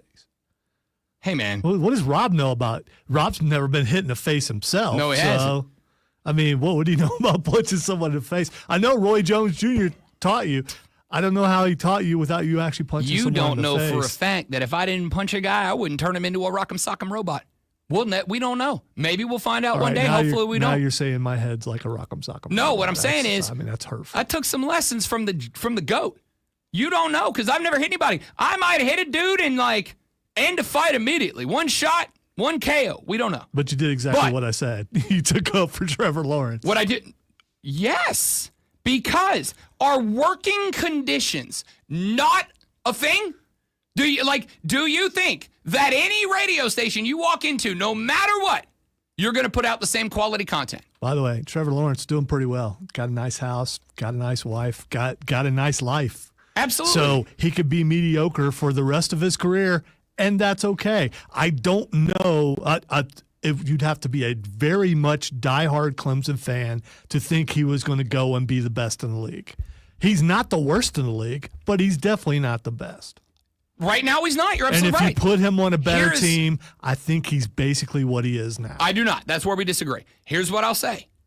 I do not think he still has amazing hair, too. He does have amazing hair. It is unfair of me, and I haven't done this. I'm just setting it up as a point of conversation. It is unfair to me to say, oh, that guy's one of the best quarterbacks in the league, and he just hasn't had an opportunity to prove it. It is also unfair of you to say he's a bust, he's washed. The answer is neither of us knows because he's been in a dumpster fire. And this year, and I do believe this to be true, this year is to me the first year where he genuinely has stability. I will also say, if we get to the end of this year and he stinks, then I will come in here, as I do because accountability matters to me. I will come in here and go, I was wrong about Trevor Lawrence. But I think, because the texter just said, how long has Urban been gone from Jacksonville? How much longer does that get to be an excuse? Oh. Yes, Urban is gone for 1 year. Well, 1.5 years. Dude, but come also, on. It's been longer than that. But also, let's point out. This is but third also, is correct. second coach since but Urban. Let's also point out, who was coach number 2? Who is the coach in Jacksonville now? It's Duval guy, right? Duval. I don't remember Liam his Cohen. name. Liam Cohen. Liam Cohen. Okay. Now, before that hang was on. what? Peterson? Was Doug Peterson. Yeah. A man who was there for multiple years, I believe. A man who got fired from Philly, left, and what happened? They immediately went to the Super Bowl when he left. Doug Peterson left. They immediately went to a Super Bowl. Didn't they go to the Super Bowl when he was there too, though? Yes, they did. Yeah. But that was the year they won it with what's-his-face backing up the QB that spot. I'm not saying he's a bad coach. I'm just saying, just like players, sometimes coaches don't work out with certain franchises. We know that. We've seen it happen. Bill Belichick, right? So, with that being said, I think the stability in Jacksonville has been, it is the same. You know what this is, Lonzo? This is you with Justin Fields. You are exactly the same with Justin Fields as I am with Trevor Lawrence. By the way, Urban Meyer coached 2021. God, it's been that long. Yes, it has. So he went 22 and 23 with, or 21, no, 22, 23, and 24 with instability, in my opinion. No. Do you disagree that my thoughts on Trevor Lawrence are the exact same as yours with Justin Fields? Do you disagree? I do disagree because there was more hype, I think, for Trevor Lawrence than there was for Justin Fields. I didn't ask who had more hype. I'm asking because historically Ohio State quarterbacks have not done well in the NFL. As far as the reason that they have been labeled bust, or that they have been labeled bust, I feel about TL the way you feel about Justin Fields. For the same reasons. Chicago was a mess. Pittsburgh was a mess. Now he's in a spot where he's got stability. Jacksonville has been a mess the whole time. He had stability under Peterson. The team. I completely disagree with you. So Doug Peterson was not a stable coach. Why'd he get fired from Jacksonville or from Philadelphia? The same reason why a lot of people get fired, because he didn't win enough games. He was winning games. He got fired from Philadelphia because the I locker thought room you said started to fall Jacksonville, my apart bad. underneath him. The locker room fell apart underneath him in Jacksonville as well before he got any traction. That's why he got fired. Instability. Took 3 years for them to figure that out. Yes, Okay. it's Jacksonville, for the love of God. All right, Jacksonville's never going to be a winner. So, I mean, whether Trevor Lawrence is there or not, they're cursed because they have the Rob Brown curse on them. For the record, the Jags are the only thing I do not hate about the butthole of America, Jacksonville, Florida. Don't nobody believe you. I'm telling you the truth. I've been to a lot of Jags games. I've had fun at Jags games when I lived there. I'm telling you, that place is the butthole of America. I actually like the Jags. You said something. Don't put this on me. You said something. All right, you guys have sent a lot more texts. I'm going to respond to all of them. Keep them coming, 844-326-3663. We'll do a text segment. Whatever you text in during this break, I'll talk about it in the next segment. Touch us textually. Wait, you're going to read all texts? You don't do that. I know, I've been accused. Touch us textually at 844-326-3663. You text this break, I read it in the next segment. Back after this on The Rob Brown Show and The Fan Upstate. All right, guys, I got to record a clip. Y'all stay right there. We'll be right back. Please. And It's thank obvious you. what I got to do.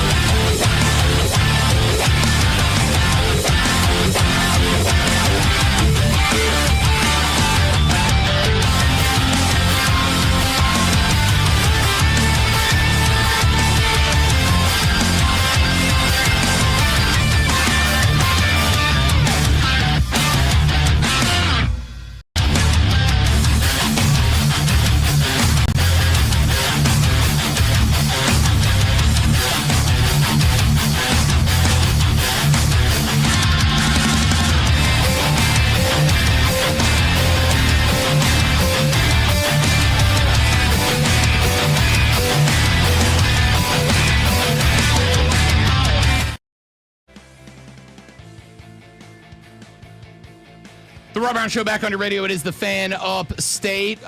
We are doing here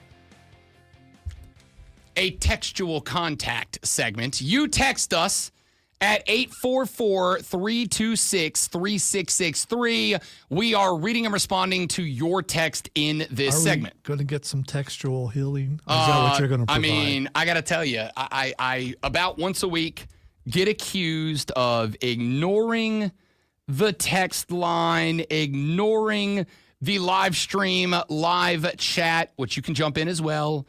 I'm fixing that right now. It is indeed, from me to you, Armada, a little textual healing. Here we go. All right. Let's this keep becomes rolling. a thing. You know what I'm getting for the theme, obviously. Of course. And I think it should become a thing. Michael in Simpsonville, Texas show said 46 and would love to log back into MySpace one more time, LOL. Michael, there's a part of me that wants to and a part of me that doesn't. You know how every now and then you'll be driving down the road and you'll pass like a real bad car accident and you'll see a bunch of cops and firefighters and EMS all standing around and like clearly something bad has happened. And there's a part of you that's like, I do not want to look and see what that is. And then there's a part in the back of your brain that is unsilenceable that goes, look. It's that for me. Because I know on one hand, Well, you want to slow down and make sure it's not someone you know. they got this. I can't help if it is. If that's Jimmy, my little buddy, there ain't nothing I can do about it. Like, don't look, because you might see something that will never leave your brain. On the other hand, there's that caveman part of your brain that's like, dude, look, because you might see something you've never got to see and may never see again. Look, that's my MySpace page. Because I know the firsthand embarrassment will probably drive me into a mild state of depression. On the other hand, maybe it brings up a little nostalgia. I never know. Maybe I'm going to see a dead body, or maybe I'm going to see something that makes me go, bless my heart. Look how innocent I was. Those are definitely two extremes. That's what I'm saying. Okay. That's what I'm saying. Texter said maybe Sid the Sloth just wanted to move to South Beach for the litness and couldn't be bought. LOL. Honestly, aside from calling him Sid the Sloth, which is pretty messed up, talking about Carson Beck, kind of messed up. Also, and I will say this, dude had my favorite pair of shoes of any player at ACC Media Days. He had like black custom AF1s, but they had like punk spikes all over them. I was like, I couldn't pull those off, but I also don't have $4 million a year. I can't remember. I think that's the one, the guy my daughter called it Handsome Squidward. Have you seen the pictures of Handsome Squidward? Yeah, that's probably that's probably exactly who that is. I don't know. I mean, yes, I acknowledge, Texter, that is absolutely a possibility would happen. Maybe Georgia did go, hey, $5 million a year, and he goes, hey, you know what? I'll take $1 million less, but I live on South Beach because it is lit with a capital L. Texter said, to the texter about Cade, we have established previous years don't affect this year. So what in the hell does Trevor have to do with Cade? What's happened with Trevor has zero effect on Cade. And Trevor is much more... this is a different text. I'll come to that one next. I disagree with that because the players that came before in Deshaun and Trevor Lawrence affect a lot of the quarterbacks going forward because of expectations, because of what they did. That's been heaped on whoever is next. So he does affect him in that way. I absolutely agree with that. If you go to a place that has had a string of very good quarterbacks dating back for a number of years, you kind of are expected to be next in line. Honestly, I think that's a lot of what happened to DJ Uiagalelei. Remember, we played that video clip leading up to DJ's first year at QB1 of Dabo and him and who I think his brother and Big Dave flying in a private jet, and he pointed down at Death Valley, and he's like, that's where you're going to be throwing touchdowns this year. The pressure got heaped. And remember, he came right after Trevor Lawrence and all those other dudes. I think the pressure was heaped on DJ, and I don't think he ever recovered from it. I also don't think he was that good. I think he was probably a little overhyped, but I think the pressure was on. At least Cade's had the break of DJ Uiagalelei between him and Trevor Lawrence. But I do think, there it is, been a minute. I do think the point, Texter, that the first texter was making was more when I said Cade Klubnik is a narrative because Heisman Trophy favorite after y'all 2 years ago we're saying run this bum out of town. Now he's a front runner for the Heisman and a potential first-round overall draft pick. I think the texter was saying there, much like Trevor was hyped as a first-round draft pick and then went to the NFL and has been very mediocre since. Cade's in that same boat, which I don't know if that's fair or not. We won't know until A, the end of this year for the Jags, and B, Cade gets to the NFL and shows it. Texter said, Lawrence is much more talented. His problem is his emotions. I actually do agree with that. I do think that Trevor Lawrence is a guy that gets caught up in his emotions. I think when he fails on the football field, I do not think he has, as the legendary Ted Lasso has said, the memory of a goldfish. The ability, I threw a pick. I got to put it behind me. The most important play is always the next play. I think those things stick and weigh on him. And I think the more of it that sticks and weighs on him, the more he holds out. I think it gets to a point where he does not play at his height because he gets scared to make more mistakes. And as a quarterback, if you are scared to make a mistake, you will never reach whatever your potential roof is. You'll never get there. And I absolutely agree. I think that is part of a problem. That is something that there are two people that can help with that. A head coach and a sports therapist / psychologist. I believe that. Texter said, Rob, did you... Oh, God, I'm afraid. Okay. A texter has sent a text that is a tongue twister of alliteration, and I'm going to give it a shot. You got this. I believe in myself. Rob, did you know fast footballers flick 5 flying footballs and silly swimmers splash swiftly in the sea while tall tennis teams toss tiny tennis balls? Ladies and gentlemen. Ladies and gentlemen.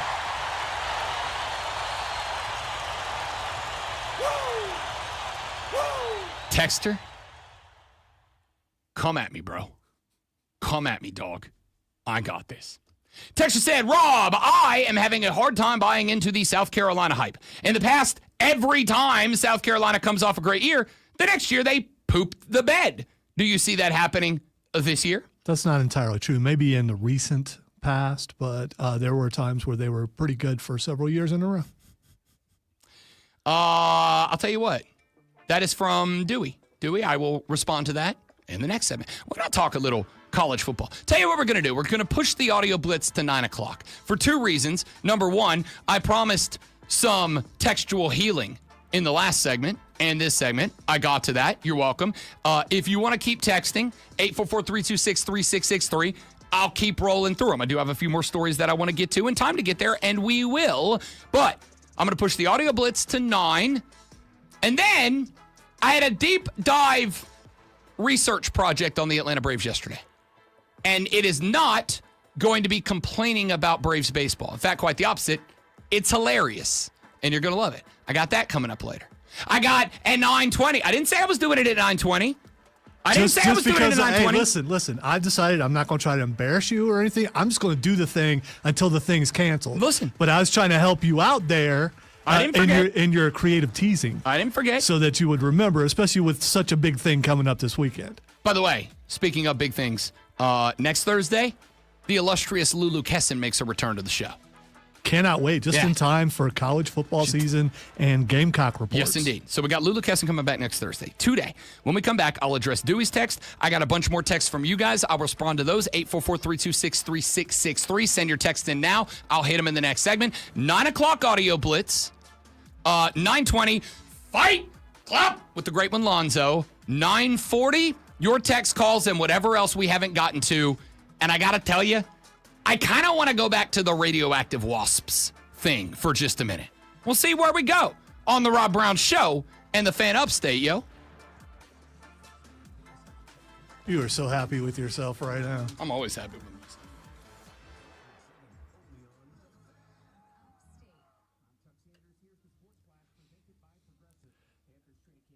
Yes, Steven, you're absolutely right. Because he forgot that he's supposed to be angry. For some reason, I don't know why. Probably my fault, because, everyone's mad at me right now. So Who's mad at you?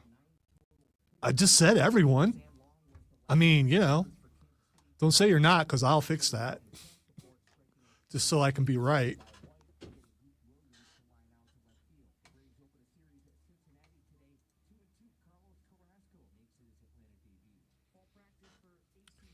Or maybe I've developed a Rodney Dangerfield mentality. No respect, you know.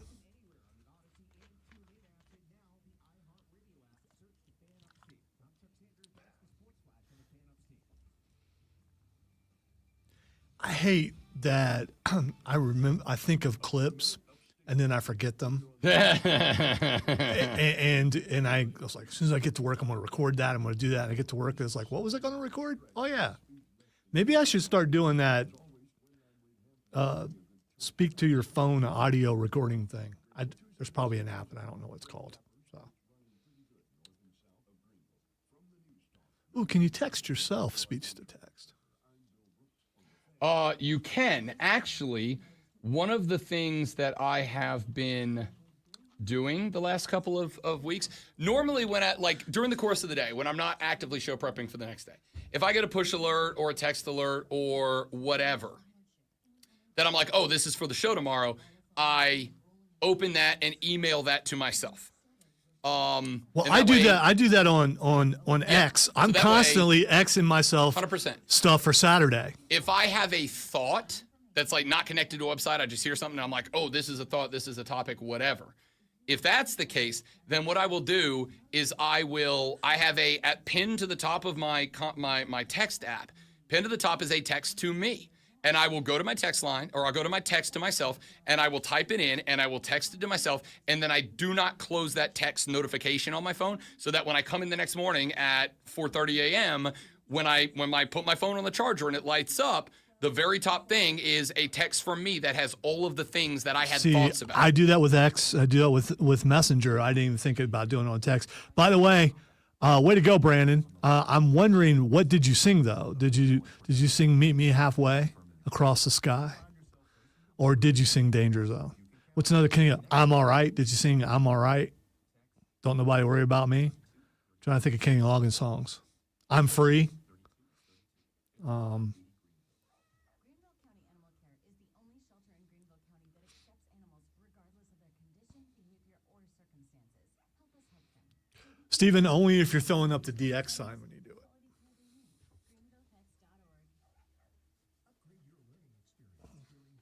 I think tweeting myself sounds dirtier than Xing myself, but they both have that kind of sound to them. I'm sure I just named a bunch of Kenny Loggins songs that Rob didn't know what they were. Although his band may have played them. I don't know. He really wasn't listening to me. No, it was. I think the only one I don't know is the first one you said. What, "Meet Me Halfway" across the sky? Unless I just know it. Meet but I me don't. halfway No, I don't know. across the sky. There was no Danger Zone, but Sunday shoes were involved. All right. Oh, Footloose. Footloose. Okay. "Meet Me Halfway" was the theme for "Over the Top," the Sylvester Stallone arm wrestling movie. I bet you've heard the song. I'm not going to play it now, but I bet you've heard it before. Classes start August 13th. Apply now and save with no application fee. Learn more at umgc.edu. I bet Rob could rock some Kenny Loggins hair, though. I mean, for sure. Yeah, you've already got that. Probably the same color. So,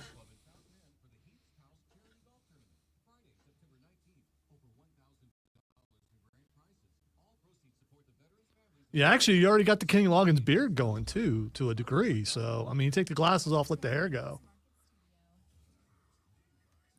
Then you could cut loose, Footloose.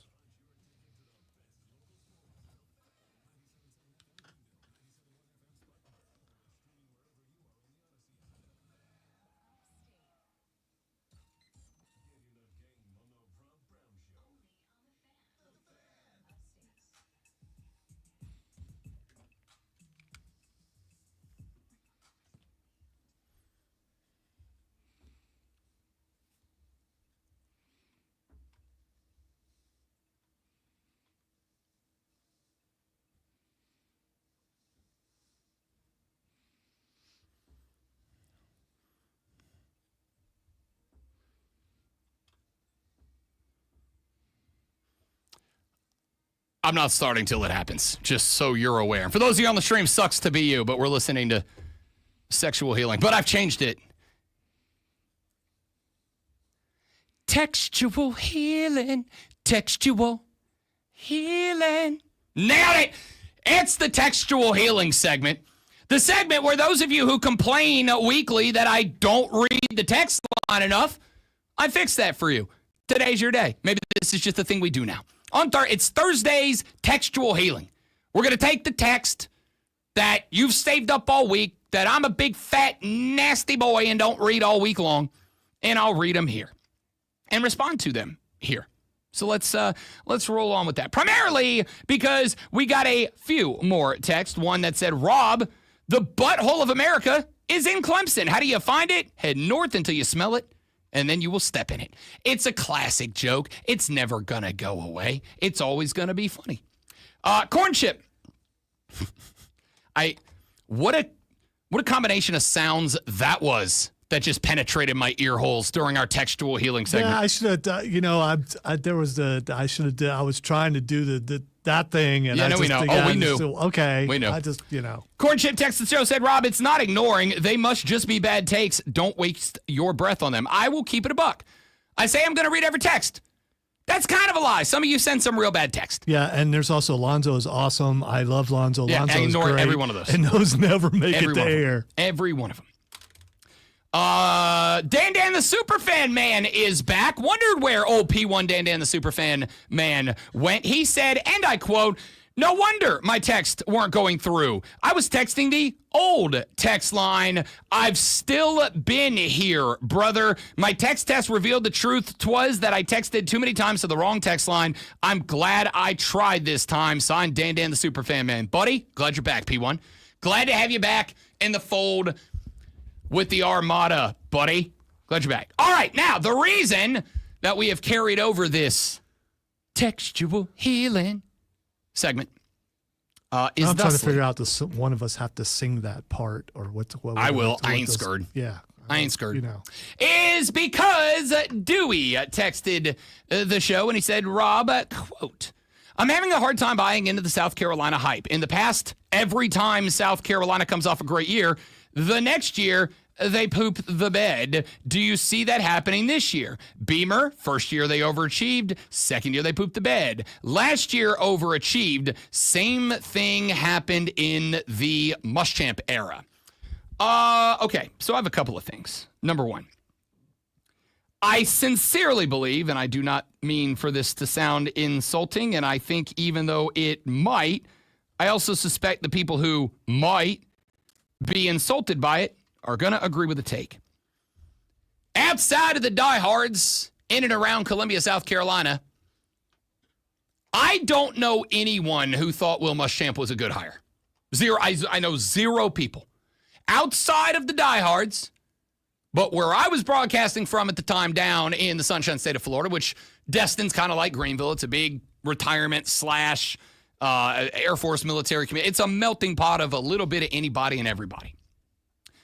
The Drive Time show I was hosting at the time that y'all hired Will Muschamp, no one said that's a good hire. None of my co-hosts, none of my colleagues, none of the folks I interviewed down there, none of my texters, callers, listeners, nobody thought it was a good hire but y'all. So it was unsurprising that that went poorly.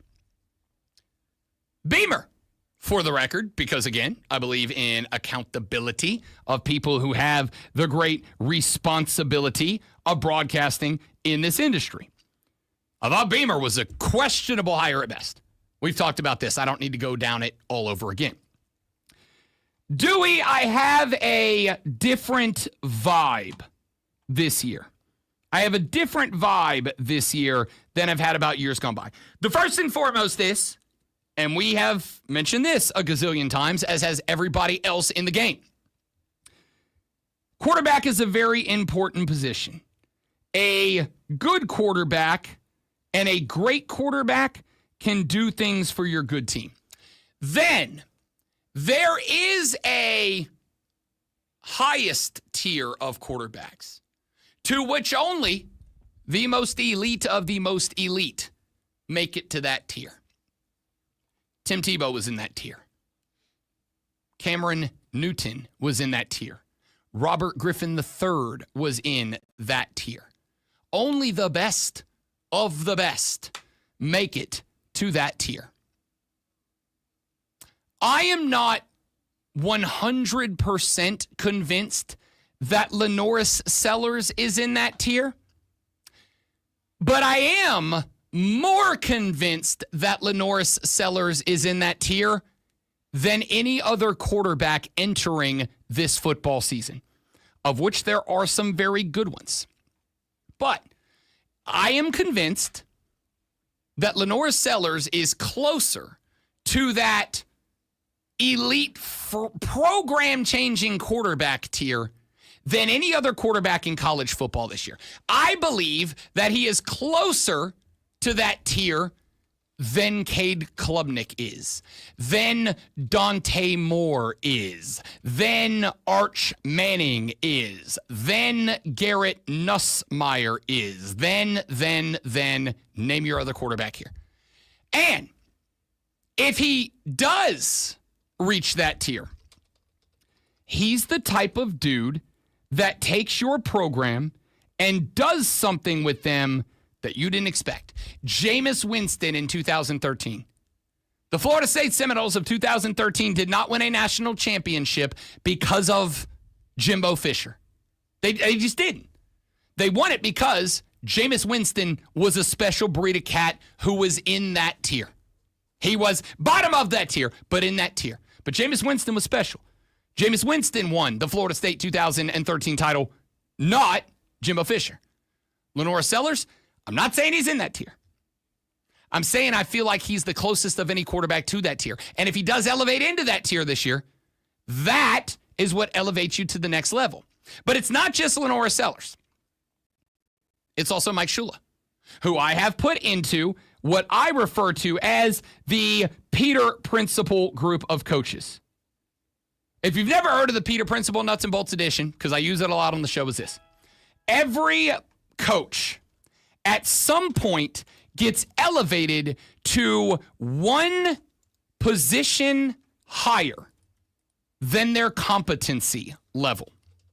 Every coach gets elevated to one position higher than what they are the best at. Cliff Kingsbury is my Peter Principle example O choice. Cliff Kingsbury was not a very good head coach when he was with the Arizona Cardinals.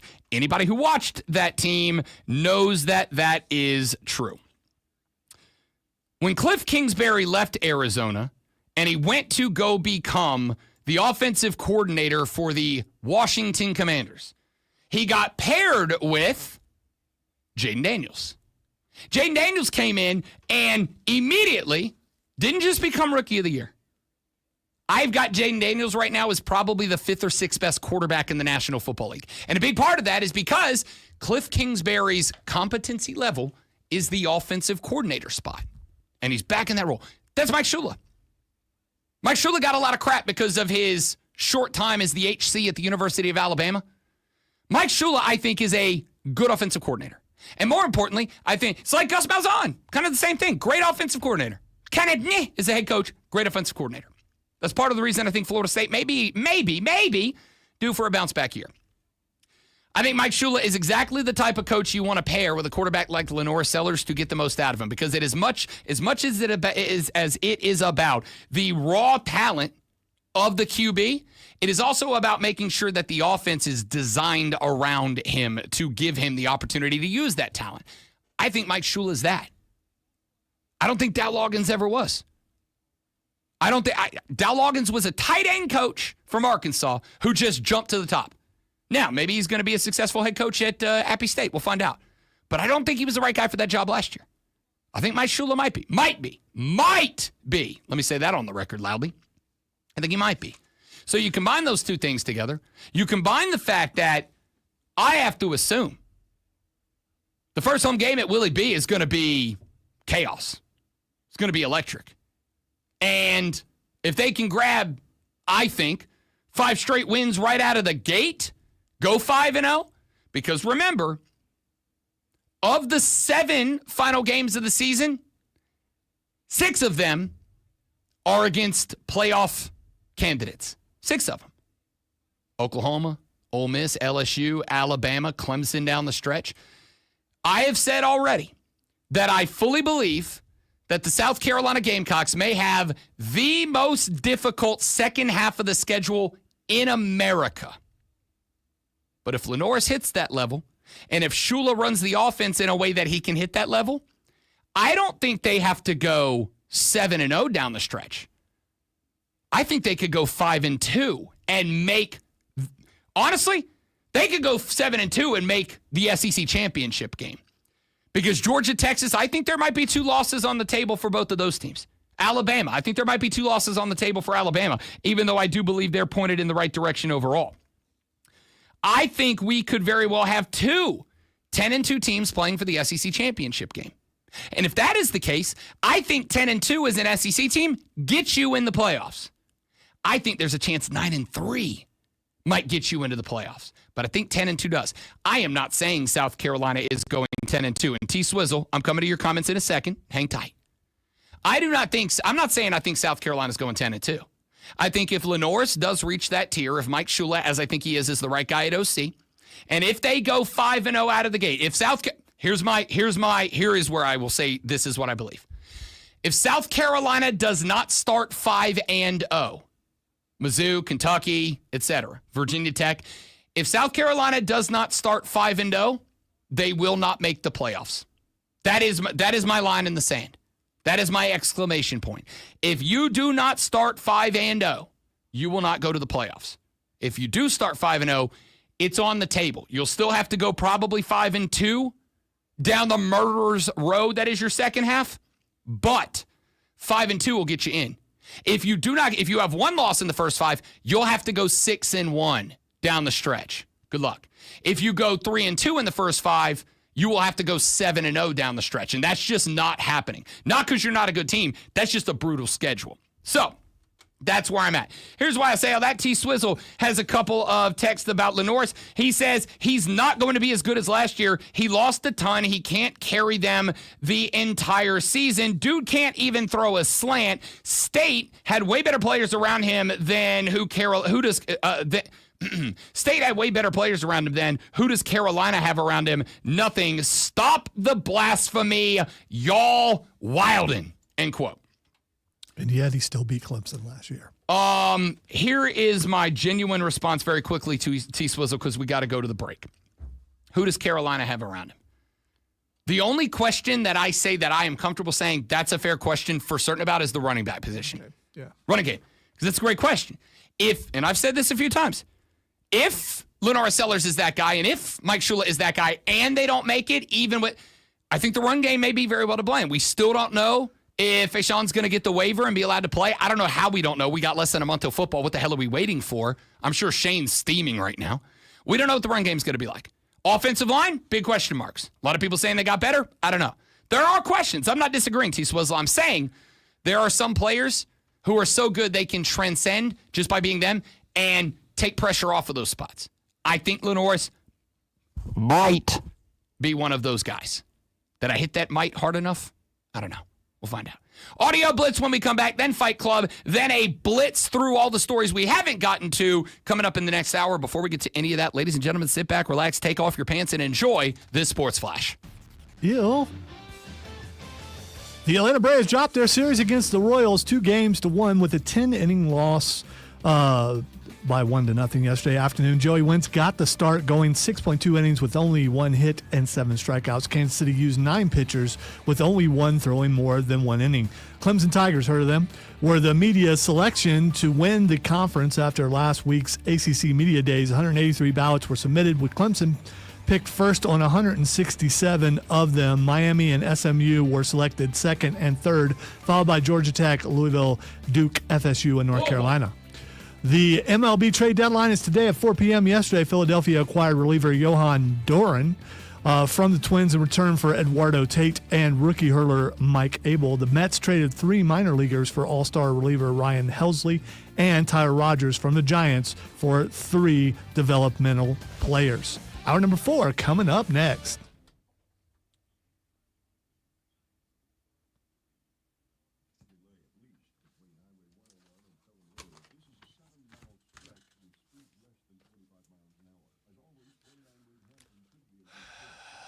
Yay.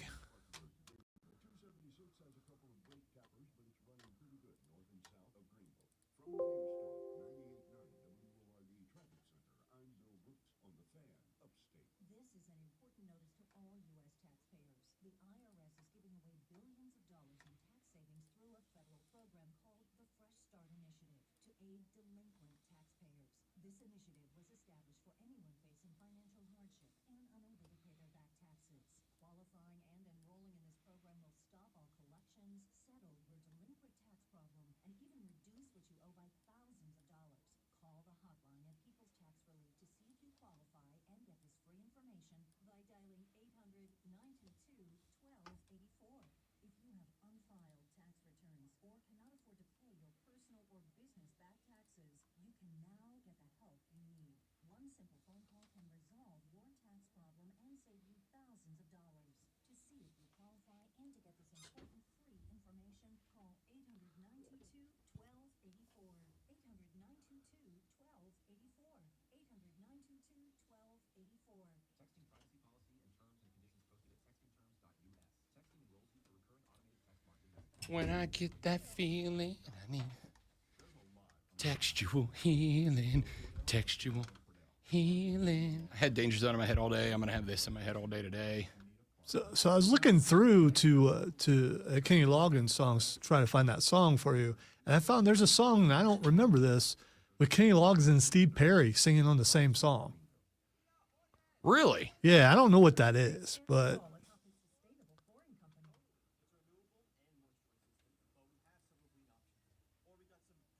I'm listening.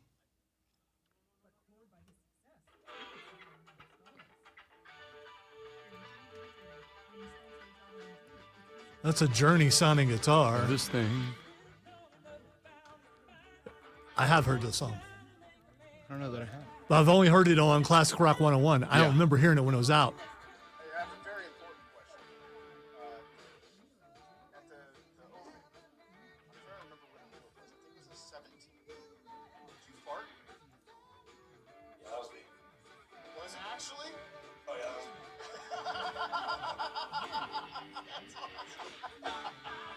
Isn't that just really a complete accident?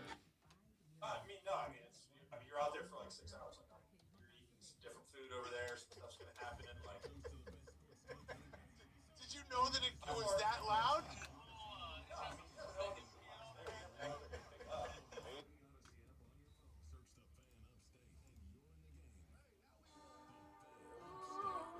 Okay, that is not that song.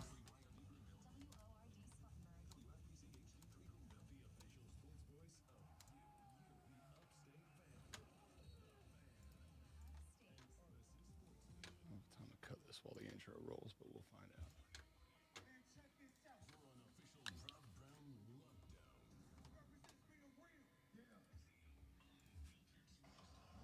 Yo. Hey, let me see the tail, man. No, because I screwed up the sound. It's all right. I'll come back to it. And if you're not down with that, we got 2 words for ya. Show time. That's the best I could come up with. I don't know if I guess we're allowed to say that phrase, right? Like that's not. What, Showtime? No. The 2 words that we got for you. Okay. I think we'd be allowed to say that. I mean, if you want to. Yeah. But who are you saying it to? I mean, nobody in specific. You know, Okay. nobody in particular. Yeah, I mean, did someone flash in your head that you were just going to say Oh, I'm that sure to? if you give me like 6 to 8 seconds, I could come up with somebody I want to say it to.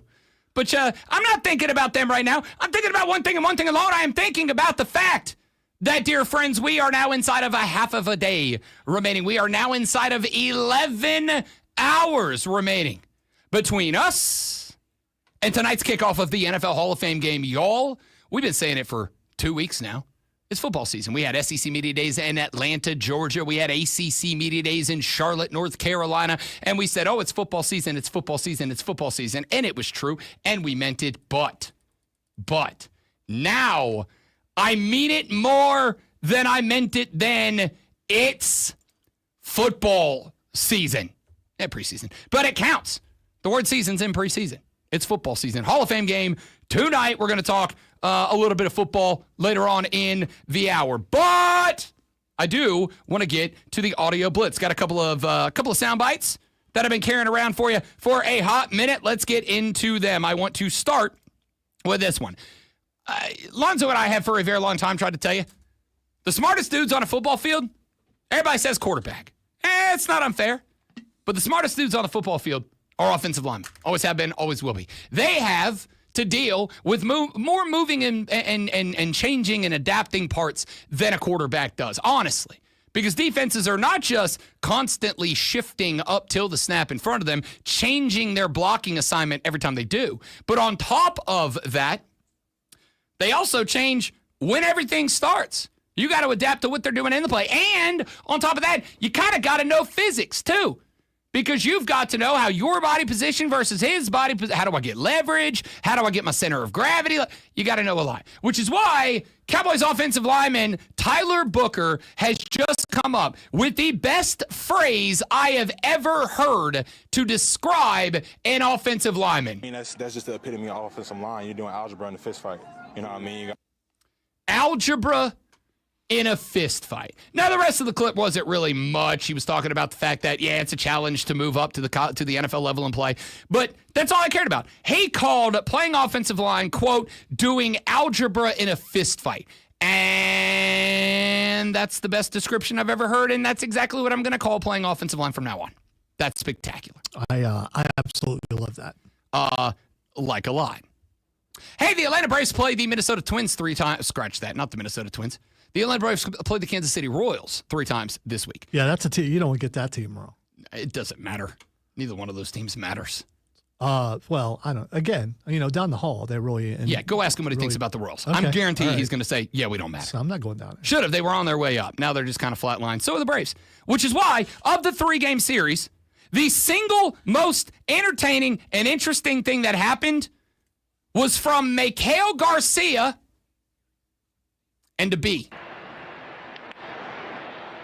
And Strider continues to have difficulty getting his fastball down. And Maikel just got stung by something. Looks like a bee went into his shirt. Look at that. Is that what it was? It's like again. Look at that thing hovering above his ear. Is that a drone? I don't know, but look at that. Oh.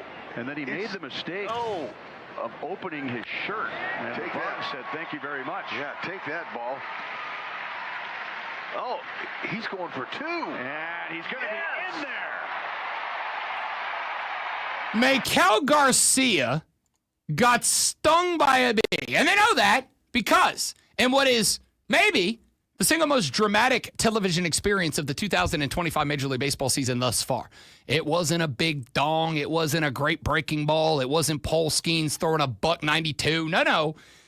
It just so happened that whatever network was carrying that game had a high frame slow motion camera pointed at the plate.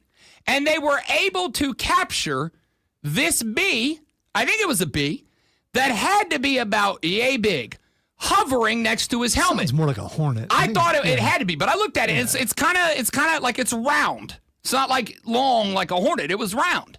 So and there are like a carpenter bee. I don't know. Big old fat carpenter. Big old. It wasn't like a big ball, but like it was definitely fatter than a hornet or a wasp. Like hornet and wasp identifiable because they're long. Radioactive, was it? I hope not.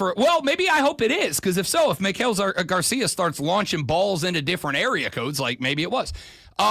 You can see in slow motion enough that you can see the wings on this thing flapping, hovering by his helmet, and then it just kind of drops down and like lands on him. Well, he goes to like, as we would all do, just kind of like jerk react. Well, as he does, he kind of hits his shirt, opens it up, exposes skin, and the bee, pow, pops him. And then what does Maikel Garcia do? Does he go, damn, that hurt, I'm out? No. All he does is take the next heater from Spencer Strider, rip it up center field, run to first, find out that the Braves left fielder was asleep at the wheel, challenges his arm, takes off to second, and turns it into a double for no reason. Does it make you feel bad about when you get stung and you're down for the rest of the day? I got to tell you, and I'm going to knock on every piece of wood in a 10-mile radius. Stung sucks. I have not gotten stung by a bee in a very long time, like a long time, and I'm really happy. I'd rather be stung by a bee than a wasp. I don't. Yeah. Unless that wasp is radioactive, then I'll take the chance. We'll see. Tyrrell Hatton is a golfer. We've talked about Tyrrell because Tyrrell's really interesting. On one hand, he's this like mild-mannered, very casual-speaking British guy, right? He's always kind of low-key. But also, Tyrrell Hatton is a dude that after a bad round of golf 2 weeks ago was asked, like, how do you recover? And his response was, I go back to my house, I drink 3 pints of Guinness, and I go to bed because tomorrow's a new day. And I thought, yeah, me too. That's great. What an attitude. The guy's like, why 3 pints of Guinness? And he goes, well, 4 gives me a hangover and 2 doesn't do anything. Great answer. Well, Tyrrell Hatton was playing an event on the DP World Tour. And as he was in the backswing. The Dan Patrick World Tour? No, it's just called the DP. I wish Dan Patrick had his own tour. It'd be awesome. He's on the DP World Tour. He's about to hit an iron shot, and a loud noise disrupted the backswing. And he, understandably, like most golfers, would get very agitated. Who just slammed a door when I'm in the backswing? Well, we immediately got our answer. Let's go to Tyrrell Hatton. Distracted by something. We're told it's a toilet door shutting.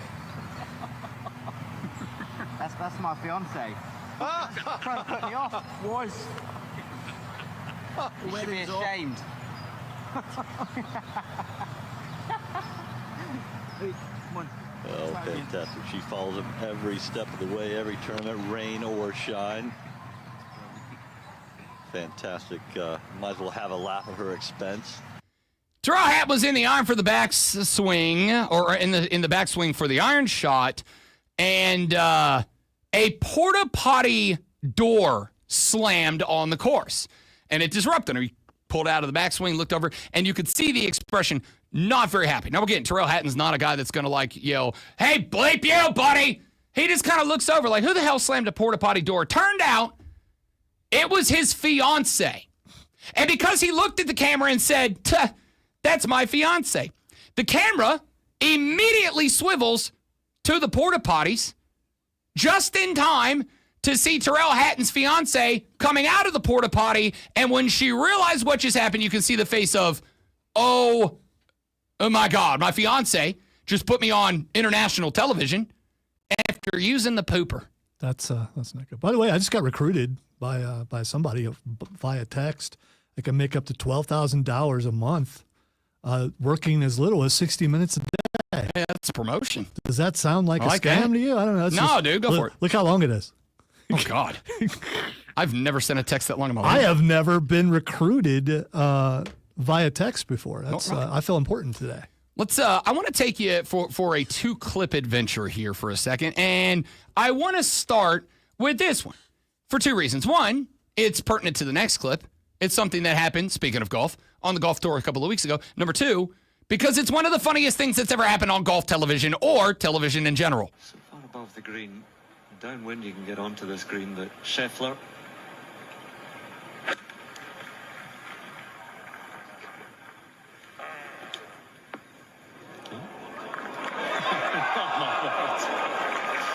What are you laughing about? There's so much to say about that shot. The sound off the clock face. Oh, it's extraordinary. Let's stick to the golf. Just a little bit of wind from behind. Just helped to ease down the green. Okay, so Scotty Scheffler hits an iron shot on 17, and somebody, 'twas a mystery, ripped gas on an otherwise relatively quiet golf course. Now, there's 2 things about that clip. Number 1, it proves that even in the stodgy world of golf in the UK, dudes think farts are funny. We just inevitably and forever will. They're funny. The second thing is, the greatest golf joke of ever time was told, the greatest golf joke of all time was told by the Scottish bro who said that Scotty Scheffler's shot had, and I quote, just a little wind from behind.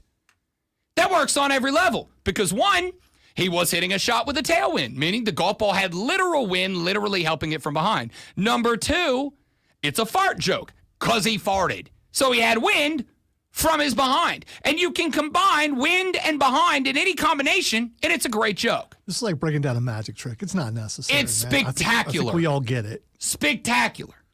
But here's the thing. There were a lot of folks out there who refused to acknowledge or believe that it was a trumpet blast from Scotty Scheffler himself.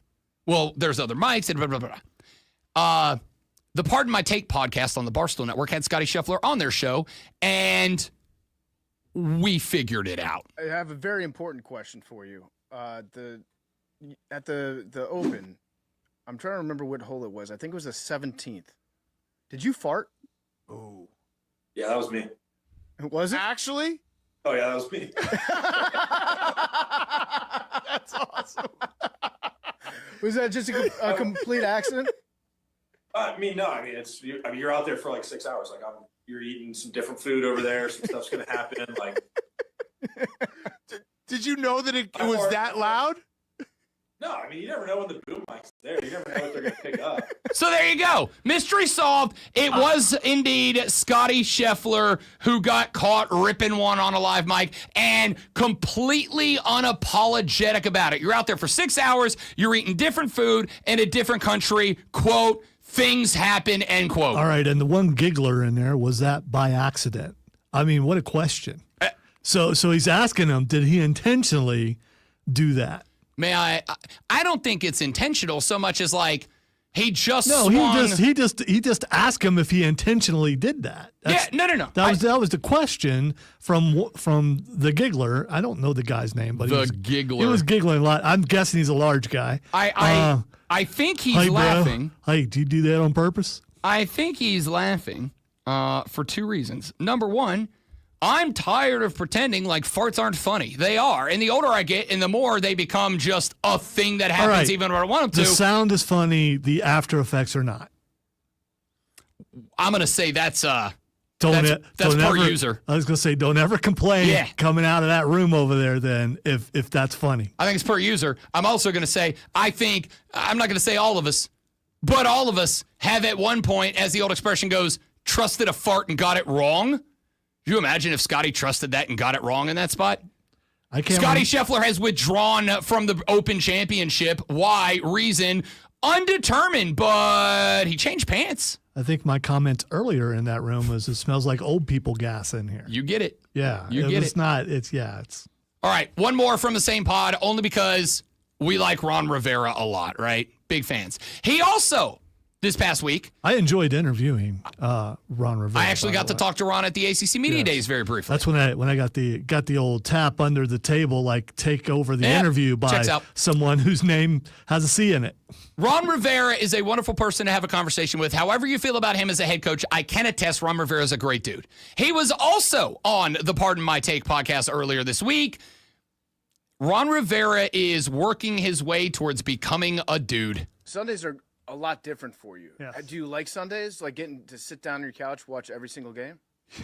So the first Sunday ever, I watched like 9 hours of football. Yeah. It's awesome, isn't it? It sucked. Because too much? No, it really was. It was way too much. Yeah. You can't handle all the football. No, you couldn't. We're football guys. I looked at my wife after the afternoon games, before the evening game, and I said, I'll be right back. She goes, where are you going? I said, for a walk. I said, definitely. I've been inside for 8 hours watching football. I said, I've eaten so much junk food. I sit there and I've drank, beer. I mean, I'm not, that's not, but I did all those things and I just felt like a lump on a log. Yeah. So I went out and I just walked for about 2.5, 3 miles, came back and watched the last game of the night. You're not in game shape like us. You're not ready for it. I wasn't. It wore me out. We do that every single Sunday. Oh, my God. We just sit there for 12 hours and watch every single game. There's no way. I was wore out. I really was. See? Wife? I told you I'm a high-caliber athlete.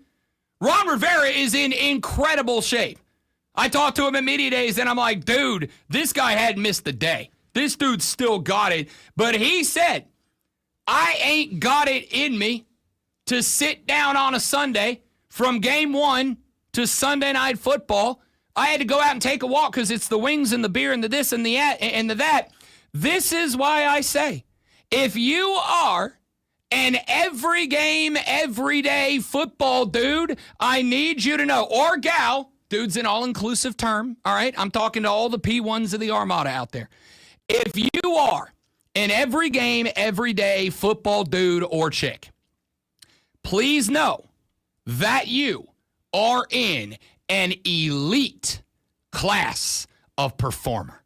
That is top notch. It's not something that everybody can do. Hell, it's not something that just anybody can do. It takes training, discipline, dedication, and commitment. And if you've gotten yourself to the point that you can be there on Sunday for the 1 o'clock kick and the 4:30 kick and the Sunday night football, and then you circle it back around and watch Monday night football, and then you circle it back around to watch Thursday night football, and then sometimes Friday and Saturday night football, and you're every game every day, I need you to know you are in an elite tier of person. Not even the great riverboat gambler Ron is capable of hanging with us. There's a level beyond that, though.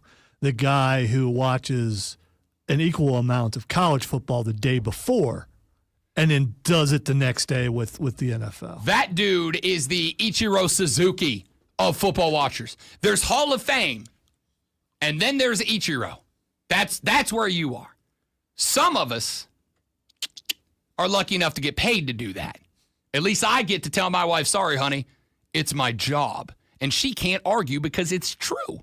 But if that's you, I want you to know you are in the most elite group of human beings, maybe on planet Earth. It's like Army Rangers, Navy SEALs, U.S. Marines, guy who watches every game all weekend long. That's the four most badass groups of people in America.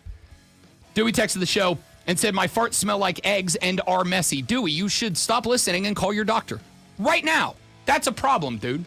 Texter said, Ron Rivera is a great guy. I saw him walking between Wofford campus and the hospital during training camp 1 year ago. 1 year. He was wearing a large straw hat, just walking by himself. I stopped to get a selfie. He stopped and was glad to take the pic. He asked my name and just shot the breeze with me for about 5 minutes. A true good guy with great character. I've never heard a story to the contrary. I love that about Riverboat Ron. It's Thursday. You know what that means. When we come back, Fight Club! With the great Malonzo, we check in on all things MMA, boxing, and pro wrestling. Next on The Rob Brown Show in the Fan Upstate.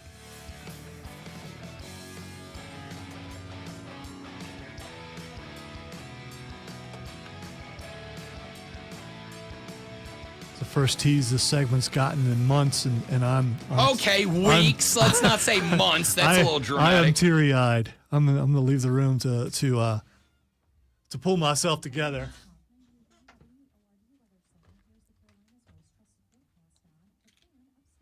Crap. Yeah. Okay, it's right there. Ooh. That's a little piece. I'd have been in trouble. Tell you what, guys, let me step away for just a minute. I got to knock something out. Y'all don't go nowhere.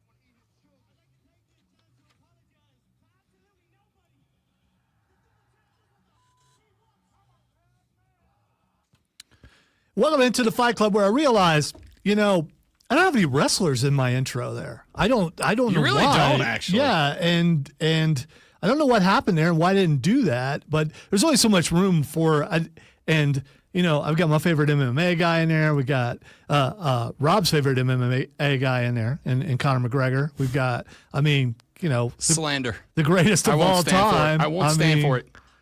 Floats like a butterfly, stings like a radioactive bee. All right. SummerSlam is this weekend, WWE SummerSlam. I'm not going to have time for really anything else other than that. And I will tell you that I think it's a mistake making it 2 days. I think it diminishes WrestleMania and the fact that it's 2 days. But I get why they're doing it. I absolutely get why they're doing it. I do too. You've stacked the card for what it's worth. If you like the matches, you've stacked the card. But I absolutely agree with you. I think I don't even think WrestleMania should be a 2-night occasion. But that should be the only 2-night occasion. All right. Well, be that as it may, SummerSlam for the first time ever. 2 nights starting at 6 p.m. on Saturday. All right, let's get to the ton of matches. The first match we're going to talk about is for the SmackDown Tag Team Championship. It is Dexter Lumis and Joe Gacy, the current champions, Wyatt Six, versus Montez and Dawkins Street Profits for Axiom. DIY, Motor City Machine Guns in a six-packs TLC match. This scares me because all those guys are crazy anyway. And it's one thing to watch a three-way TLC like we did back in the day, but this is 6 people. This is 6. It's a lot of them. It's a lot. It's a whole lot. I'm going to go with the Wyatts. Either the Wyatts retain or the Street Profits get it back. I keep finding myself leaning Wyatt Six. But I also, from what I understand, they want a push of Andrade and Rey Fenix. Because since both of those guys made their way back over to WWE, and this is just dirt sheet takes, they haven't been super thrilled about what's happened, which makes sense. I don't think they know a lot about what to do with them. I also think Andrade needs somebody to work with as the mouthpiece, and I think Rey Fenix can do that. They're not in that match. I thought they were. They're not according to the site that I got it from. Oh, I was under the impression that they were. Which was Netflix, actually, is where I got the card from. I thought it was a six-way tag, isn't it? And in fairness, I have not watched. 1, 2, 3, 4, 5. It is, and for some reason they didn't put them on here. Andrade and Rey Fenix are Team 6. And I am, because I do think there is some need. I don't know which belts are changing hands, but I get the impression we might have a few. I think this might be one. Plus, they are, I think, going to start working the AAA integration into this a little bit more. I'm going to take slight underdogs in Andrade and Rey Fenix. All right, I'm going to stick with Gacy and Lumis, 2 of my favorite wrestlers. I've always been a big Joe Gacy fan, and it's good to see him actually get a little gold. I agree. I also say if the 6 don't win this, what are we doing with them? Like, what's the point? That is true. All right, Sami Zayn versus Karrion Kross again. Could this be Karrion Kross's final match? Supposedly his contract's up, and now Karrion Kross is not saying anything, says he can't talk about it right now. So maybe they're going to re-up he and Scarlett Bordeaux. I don't know if they're going to or not. Sami ain't won any of these, has he? So maybe I'm going to go with Karrion Kross again. I'm going to go with Sami Zayn, but I think there's a reason for it. I think Karrion Kross is yay close to being the next massively organically over guy, but I think he needs a trigger because I think what people really want to see is the return of Killer Kross, and I think if he loses to Sami, you have the reason to pull the trigger on a Killer Kross return. So I'm going to take Sami Zayn, but Killer Kross will return to smoke him at some point in the near future. In a match that was made just so Roman Reigns would have something to do, Roman Reigns and Jey Uso versus Braun Breaker and Bronson Reed. I mean, you needed to get the guy back in the fold somehow, but there is a 0.0% chance that you're bringing Roman back for him to immediately take an L, Roman and Jey. Yeah, I agree. All right, Becky Lynch versus Lyra Valkyria for the Women's Intercontinental Championship. Still bored with this. but Lyra is starting to grow on me. Didn't think she would, and maybe working with Becky is helping her. I just gave her some credit. I'm going to go Lyra. I am too. You've already had Becky go over at one point and kind of push Lyra into desperation mode. I think that's got to pay off. All right, next match is Raquel Rodriguez, first time I've ever said that correctly, and Roxanne Perez versus Charlotte Flair and Alexa Bliss for the WWE Women's Tag Team Championship. I love the pairing of Charlotte Flair and Alexa Bliss. Last week when Charlotte came out with the pom-poms, but she hid them behind her back until Alexa got her to use them. I thought that was great. This is it shouldn't be, but this is a hard thing to figure out. I'm going to go with Charlotte and Alexa. So am I, and there's one predominant reason for that. They want Charlotte Flair to be the face of the women's division. I understand that. Charlotte Flair came back as a babyface. It went over like a fart in church. It was real bad. She even said in that show, the reaction that she got when she came out to stare down Tiff broke her. Like she. By the way, you need to watch it because I've seen that clip. They go in depth. No, I know. I've seen. So that, you've seen how saw how someone got in trouble for that. Yes, I did. Tiffany Stratton got in trouble for that. But I think what happened in that spot was Charlotte didn't turn. Charlotte got turned by that audience in Chicago, and this is how it's random. But Alexa Bliss has been the way to build her back to where they want her to be. But for that to happen, she's got to go over here. And I'm going to go with the inevitable conclusion, which is eventually Alexa turns on Charlotte. Probably. So I'm going to go Alexa and Charlotte here. I will defend Charlotte forever. She is my friend. Anyway, AJ Styles versus Dominic Mysterio. What a lead up to this match. It's been really fun. This is my favorite thing. And what if Dominic Mysterio was able to beat AJ Styles? Dominic's wrestling has improved so much compared to where he was when he first started. Character work obviously is over the top heel. I want to say AJ is going to win. I'm just going to stick with Dominic. I think somehow, cheating of course, but somehow he wins. I am going with Dominic, and I'm going with Dominic because he's also doing a match over in, AAA or whatever. Yeah. He's doing a match over there. Where he's the man over there. He absolutely is, and he's white hot. I think it's an immense boon, or at least they will think that it is, for WWE to send their Intercontinental Champion over there to do that match, even just to carry the belt in and look like a dude. But you got to put it on him for that to happen. Dominic wins this match, and this is one of my most confident bets of the night. You said boon.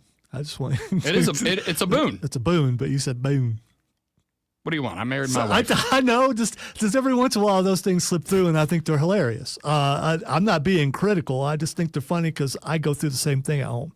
And my wife is not Southern, but she works around a bunch of Southern people, and she comes home with a Southern accent. I'm like, what are you doing? Anyhow, she's going to hurt me for that. Randy Orton and Jelly Roll versus Logan Paul, mistaken for Baron Trump earlier on the on the internet. Look, Judge and Baron Trump. It's like, what is wrong with you people? I don't think Logan Paul looks anything like Baron Trump. As partner, Drew McIntyre, maybe. I don't know. Maybe not because of visa things. If not, it's going to be The Miz. It doesn't matter who they're facing. Randy Orton and Jelly Roll is going to win this. That is correct. The only thing that genuinely interests me in this is twofold. Number one, we've do it. We've been talking for a while about how Jelly Roll's lost 1,000 pounds to get to where he is. That is to do this. He told the story the other night where he said, I asked Triple H after I went out there for a guest cameo, can I do a match? And Triple H was like, yeah. He goes, I will lose 100 pounds for this. And he's done it. So as a former fat guy who's just a slightly less fat guy now, who understands the work that goes into that, I'm kind of pulling for the guy now. But they're not having him go out there to lose this match, whether or not it's McIntyre. And by the way, the most interesting about this is I have zero idea if the McIntyre thing is a work or a shoot or some combination of both. That's when wrestling is the best. It is. It's the best when those of us who are like, I'm cool with seeing stuff not in kayfabe. I don't care because I know they're actors doing a show. But when they manage to sucker me in and have me go, I don't know if this is or isn't, that's when it's at its best. Do you think Jelly Roll can take an RKO? Does Randy do that? It's over, they win. Does he RKO? Because that's one of the things you want to happen to you if you are a celebrity going in there. You want to be RKO'd, don't you? Oh, absolutely, 1,000%. But here's the thing. Jelly Roll has, shockingly, kind of gotten over with the wrestling crowd because he is committed to the bit, right? He's committed. Are you planning an Orton heel turn? Because that'd be an interesting way to kick it off. But we also had Orton, who he was out there. It's not really a heel turn, though. He can't help himself. He just does that sometimes. And I think it's allowed by the fandoms. Like, it's just Randy. For sure. We It's all just kind Randy. of, he has done this before where he's like had this and had a great interaction, and then he just RKO's a dude that you didn't see coming, and then he gets up and kind of laughs about it. And we all just kind of, I think that is kind of one of those sports spots, the shrug. Yeah, the shrug. I think that is one of those spots that we as fans, I think we honestly just kind of accept that guy wanted to be RKO'd. That's why he did that. Yeah. We're cool with it because we would want it to. All right, about 5 more matches to get through really quick. CM Punk versus Gunther for the World Heavyweight Championship. They're gonna take the belt off of Gunther again already? I think so. I think so too. Yep. I think CM Punk, if you watch the Netflix show, the reason why he was Xing is because he was bawling his eyes out after he was able to get the main event for WrestleMania after all that turmoil. And it made me feel for CM Punk. I don't like that. I don't like that. I had to re-examine myself and find my hatred again. Let's see, Naomi versus Rhea versus Io for the Women's World Championship. I'm going to say Naomi. So am I. Yeah. So am I. You know I love me mommy. I want it to be mommy. I think Naomi's doing something special right now. I think we got to give her credit. This is the best she has ever Best looked. run for her, for sure. I agree. Tiffany Stratton versus Jade Cargill for the WWE Women's Championship. Is this when they pulled the trigger? On Jade? Yes. Yes. I think so too. And she's gotten better. So, but is she ready, and how long does she keep it? I don't know, and I don't know. What I do know is Tiffany Stratton was absolutely white hot when she showed up, and I'm not saying that that's gone, but I think we all have to acknowledge that's cooled off amongst the crowd a little bit. Jade Cargill is, regardless of how you feel about her and her talent and ability, she comes out from behind the stage, place loses it. So she I think absolutely should play Storm in the next X-Men. I totally agree. Yeah, she should. All right, and finally, John Cena versus Cody Rhodes in a street fight for the WWE Undisputed Championship. This is when Cody Rhodes turns heel and John Cena turns face again. Cody Rhodes has been pointed out wearing the Rock glasses when he was on TV, wearing the Rolex watch when he was on TV, all the things that The Rock did when the final boss came out and did what he did to Cody. This is when it's going to happen, right? I don't know, man. Cena's been teasing for a long time that his final event is in December, I believe, Yes. which, if that is real, means he is not contracted to go through WrestleMania. I don't know if that's true or not. If it's not WrestleMania, it's SummerSlam. There's no other show between here and Mania that you can have, especially if you're going to do a massive double turn. And on top of that, because of you, Dwayne, the second biggest heel turn in the history of professional wrestling, Dwayne has been not a complete waste of time, but largely a waste of time compared to what it could be. You need to watch that show. It's addressed a great deal. So, cool. Yeah. They can address it however they want. It's the biggest waste of time of any massive storyline in wrestling. What's his face, rapper bro? He's just gone now. He just doesn't exist in that world anymore. No, because they've had disputes behind the scenes, and because from what I've read, he did not want to put in the work to actually become a wrestler. Oh, that's fine. Yeah, it still makes it a waste of time. You should have made him prove that he was going to do the work. That's who it was. You should have made him prove he was going to do the work before you sent him out there to ruin that Did moment. you believe Jelly Roll was going to do the work that he's done? I mean, correct. But what did they do with him? Go do the work, then we'll put you in a match. Yeah. And they did that. They didn't do that with him. They just said, "Oh, you're going out with The Rock now." They didn't do that with Bad Bunny or Logan Paul. They just let him get out. I disagree. Both of those guys did worked. They wasted the biggest thing of all time. And the reason I am willing to follow you and say I don't know that it's the double turn or just Cody outright wins the thing, but the reason I think they restriped Cody is because the whole thing with Cena hasn't worked. And so now what do? You set him up for a 5 months face run to get 18 and lay the belt down in the ring on his way out. I agree with that. I don't know if it's the turn. I don't know if it is the match that breaks Cena and he turns at a later show. I don't know. But I know that the second biggest turn in the history of professional wrestling has been a complete and total waste of time. Yeah, I disagree. And this is how you fix it. But that's okay. So we're both saying that Cody Rhodes wins. Okay. Yes. All right. Yes, we are. All right, we got to take a break. When we come back here in just a minute, ladies and gentlemen, I had to do a deep dive on a bit of data for the Atlanta Braves. And it's not about baseball. It is also going to be, I think, maybe the most hilarious thing you'll hear about the Braves in all of 2025. It's funnier than the baseball team's performance this year. Back after this on the Rob Brown Show on the Fan Upstate. You know, that just seems like more matches than was at WrestleMania. I think that's why it's 2 days. No, but I mean, WrestleMania was 2 days. No, I think it was 2. But I think they spend so much time with the 7-minute vignettes during WrestleMania that it had to eat up 2 weeks. Just hope it ain't UGA anyway this year. Brandon, I got your Bulldogs in the SEC championship game this year. In fact, I actually picked them in my SEC Media Days preseason final order projection. I actually have Georgia winning the SEC this year. I think I have them winning the SEC. No, I don't think. I have them winning the SEC this year. All right, I'll stay right there. BRB.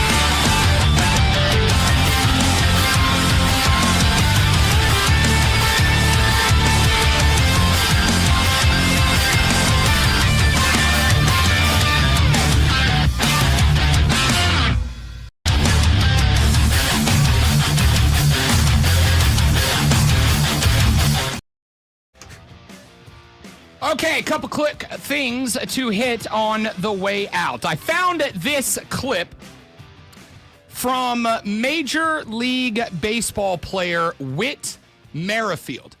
Whit spent last year with the Atlanta Braves. He was on... Hello, my name is Whit Merrifield. It's a good baseball name. It really is. Whit Merrifield was on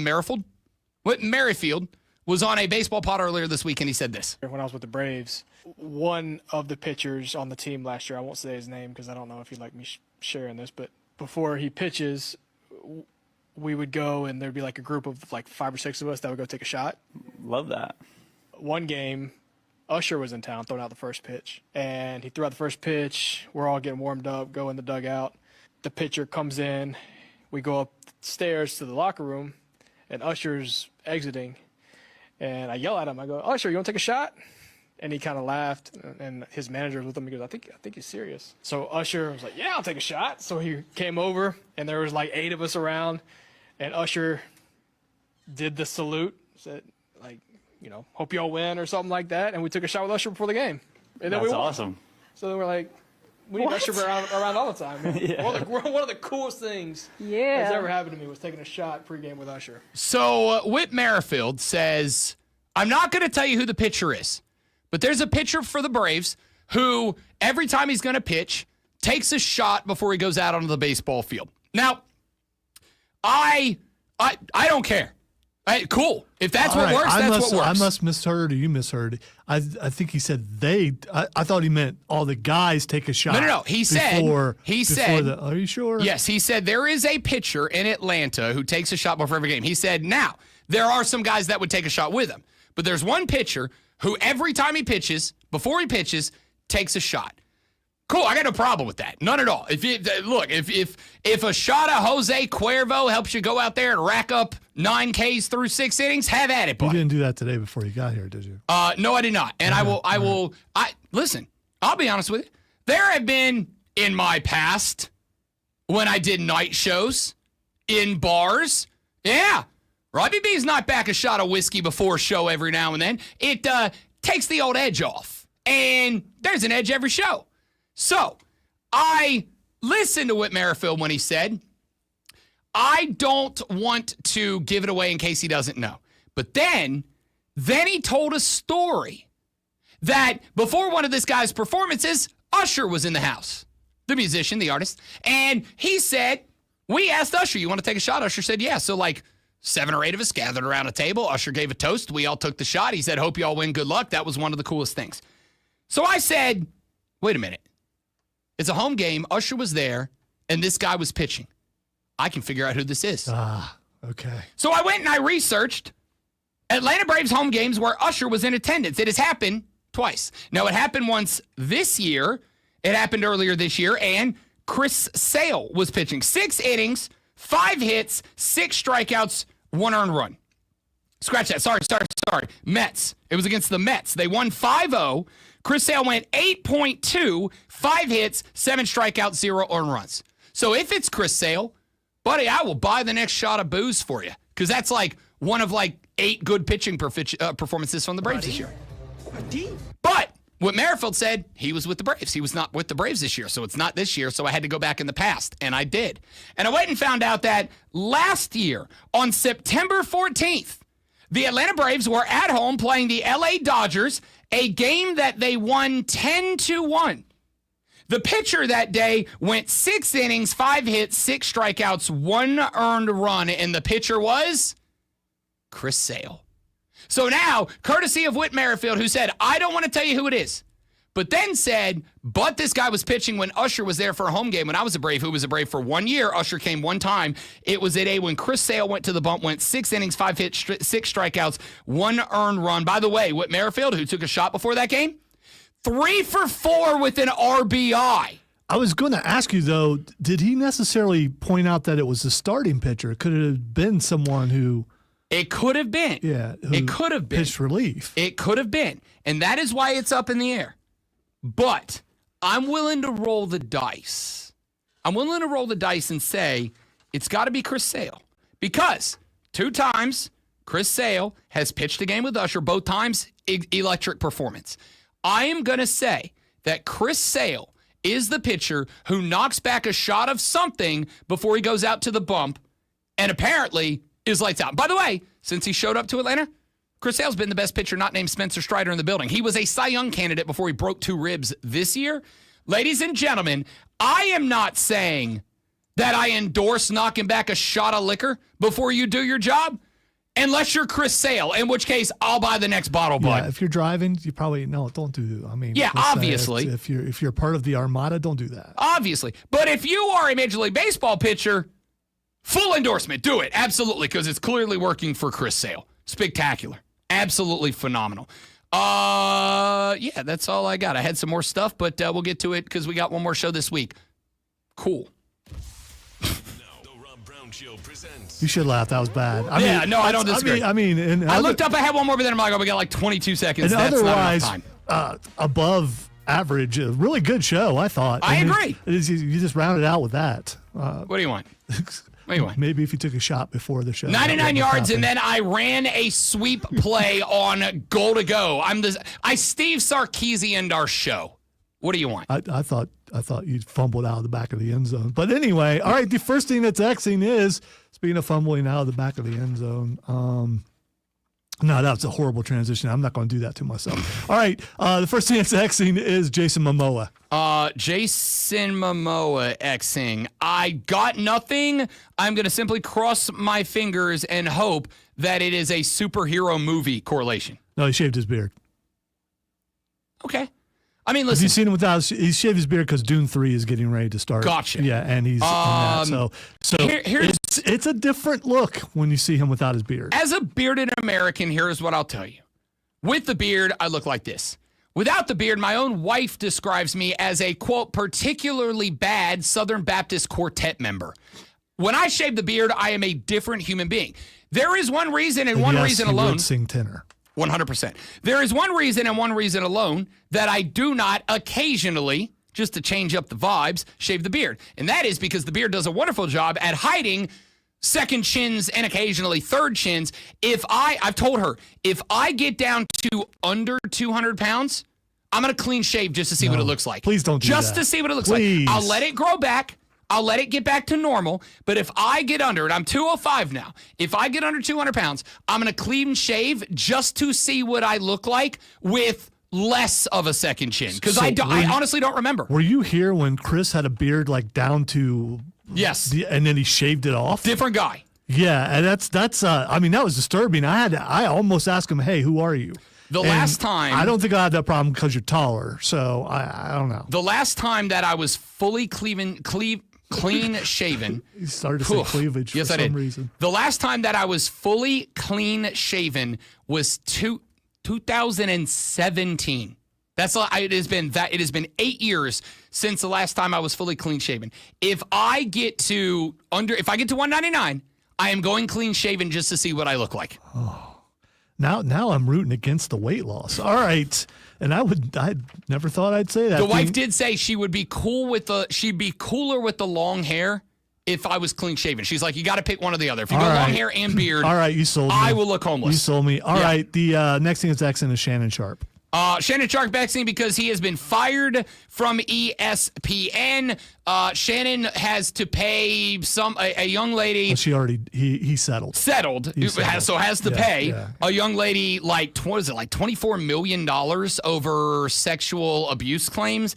And when that settlement came down and he got told you got to pay that money, ESPN was like, all right, that's enough of that. I think they were probably already looking for an out because Shannon's kind of been up and down with them with his behavior away from the net, but this was the trigger to get rid of Shannon Sharpe, and I get it. All right, the next thing that's Xing is Xbox Game Pass. Are we getting a series of games coming? This has to do with revenue. You know, a lot of PlayStation people going, well, they don't even make money. They just made $5 billion. They have released a handful of games that I have gone and got. There are some stretches on Xbox Game Pass where I'm like, there's nothing here for me. But every now and then they drop like an EA title or a Star Wars title or something like that I'm like, well, I'm obviously getting that. And I also know that boosts subscribers. So that checks out. All right, two more. The next one is Brand New Day.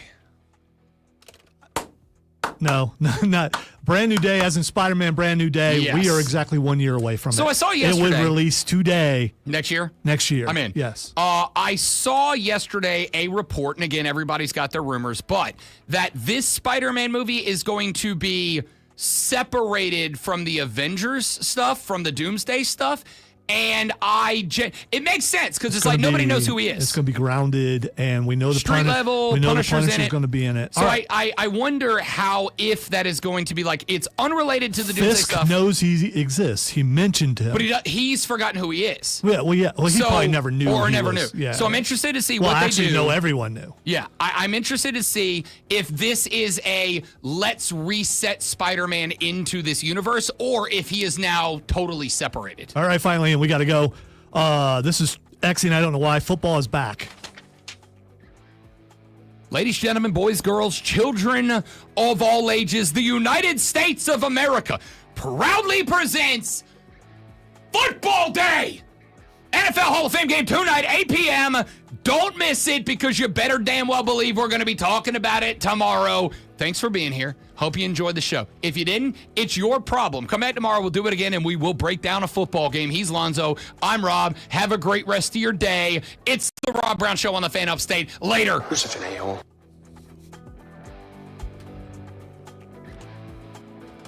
I don't know. Who was that directed at? It was directed at, that's the shortest clip I had to play when you were giving me the. Okay. All right. It was that or like a 4-second one. So I'm like,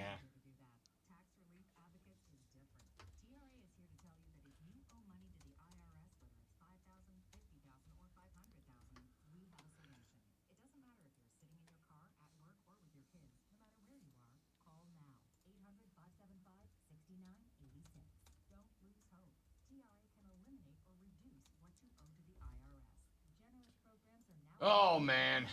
Well, that was fun. That was fun. But all good things must come to an end, huh? Chris Sale would make a great trade target for someone. If Chris Sale wasn't on the IL for probably another month plus, James, I would say yes. I would also say it's the injury in particular because a broken rib, fractured rib. I've had that exact injury. And actually, if I recall correctly, I think it's either the same rib or like in the same area that Chris Sale had a fractured rib. I've had a fractured rib. And I can tell you I mean it when I say, James, for about 3 weeks, everything hurts. And I don't mean like your body. I mean doing anything hurts. If you stand up, it hurts. If you lay down, it hurts. If you sit down, it hurts. If you breathe, it hurts. If you hold your breath, it hurts. If you laugh, it hurts. If you cry, it hurts. If you talk, it hurts. If you don't talk, it hurts. Everything hurts. And it takes a week just for that hurt to go away. And then after that hurt goes away, you're still bruised up. So it doesn't hurt as bad, but it still hurts to do stuff. When I had mine, after the rib healed itself and I was still bruised, it basically went to, I spent like 2 more weeks effectively doing nothing. I talked on the radio and then I went home and I sat in my lazy boy and did nothing because any movement outside of just like walk carefully hurt. Chris Sale, to pitch, has to, for every motion of what he does, engage that area. It is going to be weeks before Chris Sale can even start rehab. And then he's going to have to do some rehab to get right. One of the worst things that could happen to the Braves was Chris Sale getting hurt, because I absolutely agree. I think Chris Sale would have been the most lucrative trade piece that the Braves had. I think they could have genuinely, top to bottom, restocked their farm system, maybe just on Chris Sale, because you're seeing what the pitching premium looks like right now. They could have top to bottom restocked their entire farm system just with Chris Sale.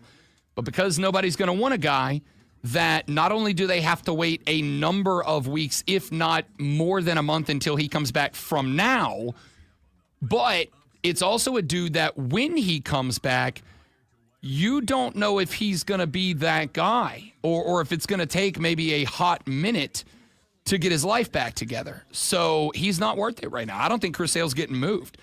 And if the Braves are going to be, if they're going to bounce back next year under a new manager, Chris Sale will be wonderful to base that around. I just don't know if he'll still be there or if it's going to matter. So other than that, you're absolutely right. All right, dudes and dudettes, thanks for being here. You're all amazing people. Tell your friends about us because Lonzo and I want to retire with money. See you tomorrow. Goodbye.